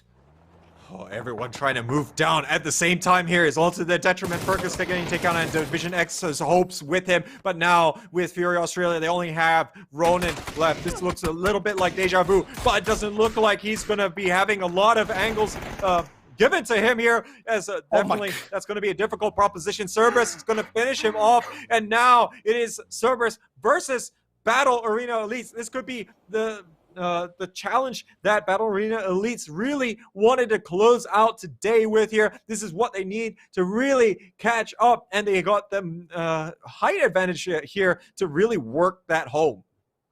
Yeah, and honestly, BAE could have instantly start pushing in. Based on the kill feed, they know one of the members coming in from CES is down, but they decide to get a more methodical approach, look to try and cover as much ground as possible, because that coverage is important. Cerberus, if they try to break out of this, somebody is going to be looking at them with their sights. I mean, look at Loki and Neferhor. They have got some really good positions, and they are ready for the next circle. They see it. It's central. Loki's is going to have to rotate. And this is only phase number 7, ladies and gentlemen. This is actually quite big, but it looks like an endgame circle. But yeah, it just goes to show how quickly everyone has just been going ham at each other. We're only at the 24-minute mark, but looks like Cerberus, they get the first knock against them there. Flood, he's going to be able to get the flanking shots. The smoke grenades immediately getting popped out here. 8 kills for Battle Arena Elites. They'll be looking to add to that tally. They want to get 11 kills and the chicken dinner to boot here to really pick things up here at the top of the standings. And just look at how they are choking them out. After that initial knock, Neferhor is already going in from the top side down the hill to hopefully get a better position and good angle. He's dumping the grenades. Flood is holding his position, making sure that angle is clear for his team as Loki's coming into the south side. Cerberus has nowhere to run. They just have to fight. They need to connect those shots. And they need to connect them, because if they don't, they're not going to be able to get inside the zone. Look at the angles that Battle Arena Elites has. Now, they're all spaced out. If they get knocked down, that's going to be very dangerous for them. But they are looking to continue to squeeze and suffocate Cerberus. They're not allowing them to get through. Look at this. What can they do? Loki's all the way down by the coastal side. Neferhor is going to be holding his ground here at the top. And, of course, Flood down the middle is going to be looking to pin them in as much as possible. Oh man, this is such a great way to kind of control the area when you have prime position and when you have priority on first movement. You can already see Loki's. He's trying to get some good shots in. One connects, but he gets hit back. He has to heal up. He can play this as slow as they want, as the rest of the CES members need to figure out, I can't sit in this storm for any longer. I got to push up.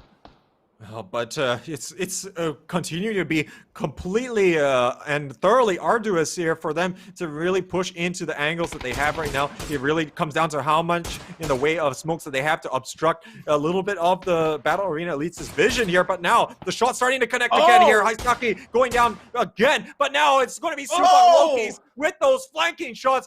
Absolutely imperious here. But now Flood might be going right past Zico. Zico, the last hope here for the Vietnamese team. But Battle Arena Elites, they're cleaning house. This is so typical Battle Arena elites, but oh, they're taking quite a bit of damage. Little Bloody goes down, but Zico, he's got his back against the wall. There's not a lot he can do. Not for horror. He's gonna seal the deal here, and Battle Arena elites gonna come out big here to close out day number 5.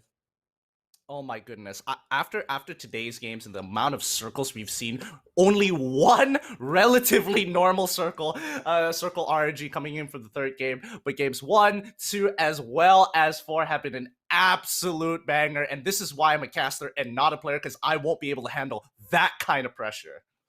Oh, I definitely do not like my blood pressure to go in the wrong direction of that, but obviously looks like the likes here of Battle Arena elites, they definitely thrive on that, and they're going to be bouncing back after having maybe not the best of results in the earlier stages, and this is definitely going to be cutting into that lead that Divine has. Now, of course, Divine didn't have the worst of games there, but of course, that's not going to matter all that much, as really they just couldn't get a lot going themselves. So that's really setting us up very nicely here for what's going to be going on tomorrow. But overall, what a crazy game that was.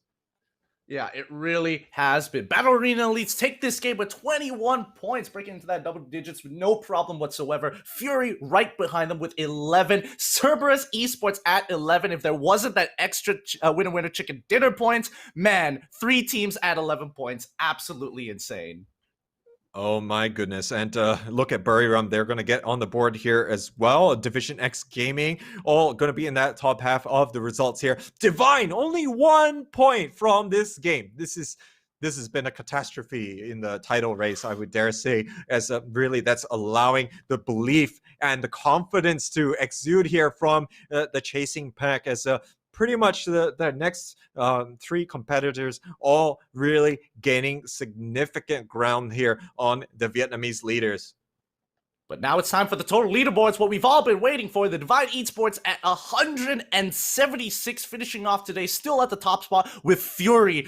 Oh my goodness, this team has been doing pretty well and has caught up to 161, followed up by Buriram United Esports with 155 and Battle Arena Elites with 152, followed up by Victim Rise 141 and Division Gaming with the same score, MSC Threathron at 118 and Day Trade Gaming at MSC at 118 and Day Trade Gaming at 115. What a day this has been.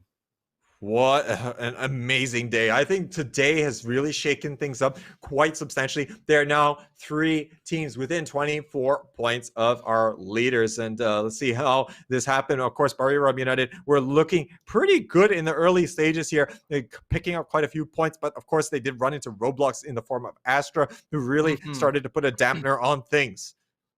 Yeah, I mean, that second phase circle was an absolute monster. Everybody was rotating towards Novo, and you just have to make the best of the situation. And I mean, I feel the most bad for Fury because they had prime position. They were in military base for the longest amount of time. They were zoning out BRU from actually getting in onto the Sinovska Island, forcing them into Novo, and then after they transitioning out of Novo to go and deal with plenty of teams down on the northern side of the circle. So. It's unfortunate, but also this game, no one would have expected the circle to be that deadly. Oh, and deadly it was. As really, I think you saw, we were so surprised that we were already so far into the game, and everyone just getting absolutely destroyed. And Battle Arena elites, so quintessential for them to really approach these final stages in the manner that they did and really grind it out. And look at that damage here. Going to have 3 of their players, Nephahor, Lokis, and Flood, all weighing in. And as of course, they were the ones who are going to be really hammering home that win at the later stages. Of course, Eddie and Marcus also going to be representing here in our damage top 5. Oh my goodness. I mean, this game has been so good in so many different aspects because a lot of these teams had to make some really tough choices on where they wanted to end up. Maybe towards phase 4, they didn't have to think too much about it. They just had to think about the engagements coming across because they were a lot of teams towards the western side of the circle were getting shot from people who have been especially from I'm trying to recall the names of the team, Battle Arena Elites, as well as the likes of Cerberus, who have just been sitting mid-circle the entirety of the game and pushing towards the left side and then rotating back up north. And for today's top damage dealer, Zoidmate has been taking the crown here for day number 5 in quite scintillating fashion, 1,464 damage. But of course, we're seeing some usual suspects in the form of Genfos and Eddie, but Chloris and Chibarit are also going to be representing. So good contributions for them here to really deal quite a fair bit of damage. I think it's the first time that we're seeing Chloris and Chibarit. I think he has been here before in some of Victim Rise's more frequent games where they're really taken it to the competition.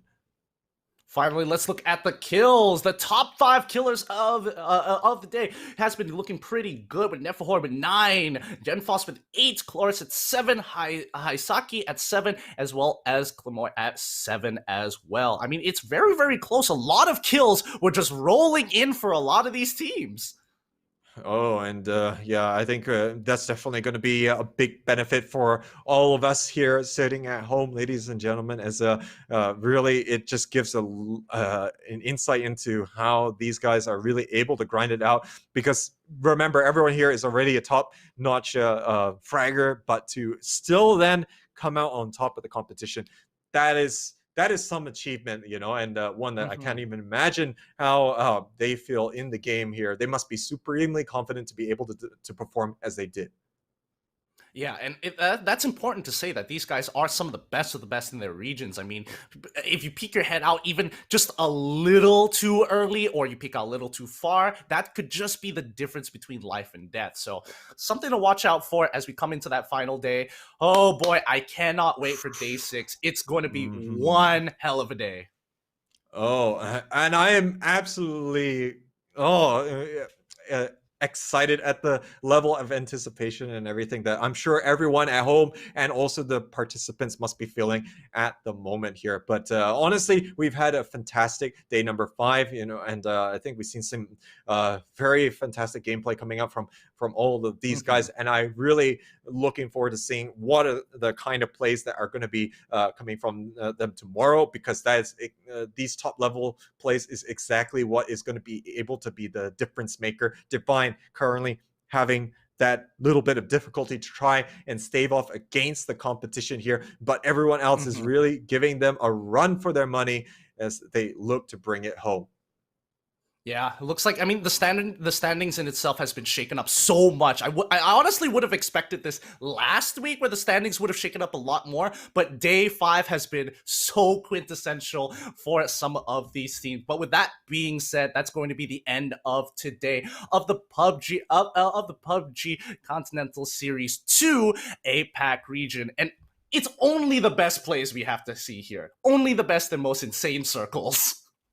Oh yeah, exactly. And I think we are going to be very lucky if we're able to see some of that tomorrow. And I think with that, ladies and gentlemen, big thanks to you for tuning in for today's show. We'll be back here same time tomorrow to see our final 4 rounds of the competition. Again, big thanks to Predator and PUBG Corporation. And of course, this is all brought to you by Geek Events. It's been an absolute pleasure hosting you this evening. Both myself, Play the J, and Gideon Q over here. We've been having a blast, and we look forward to bringing you another 4 rounds tomorrow. So do hope you have a very pleasant evening, and we'll see you for our epic climax here for PCS2 APAC.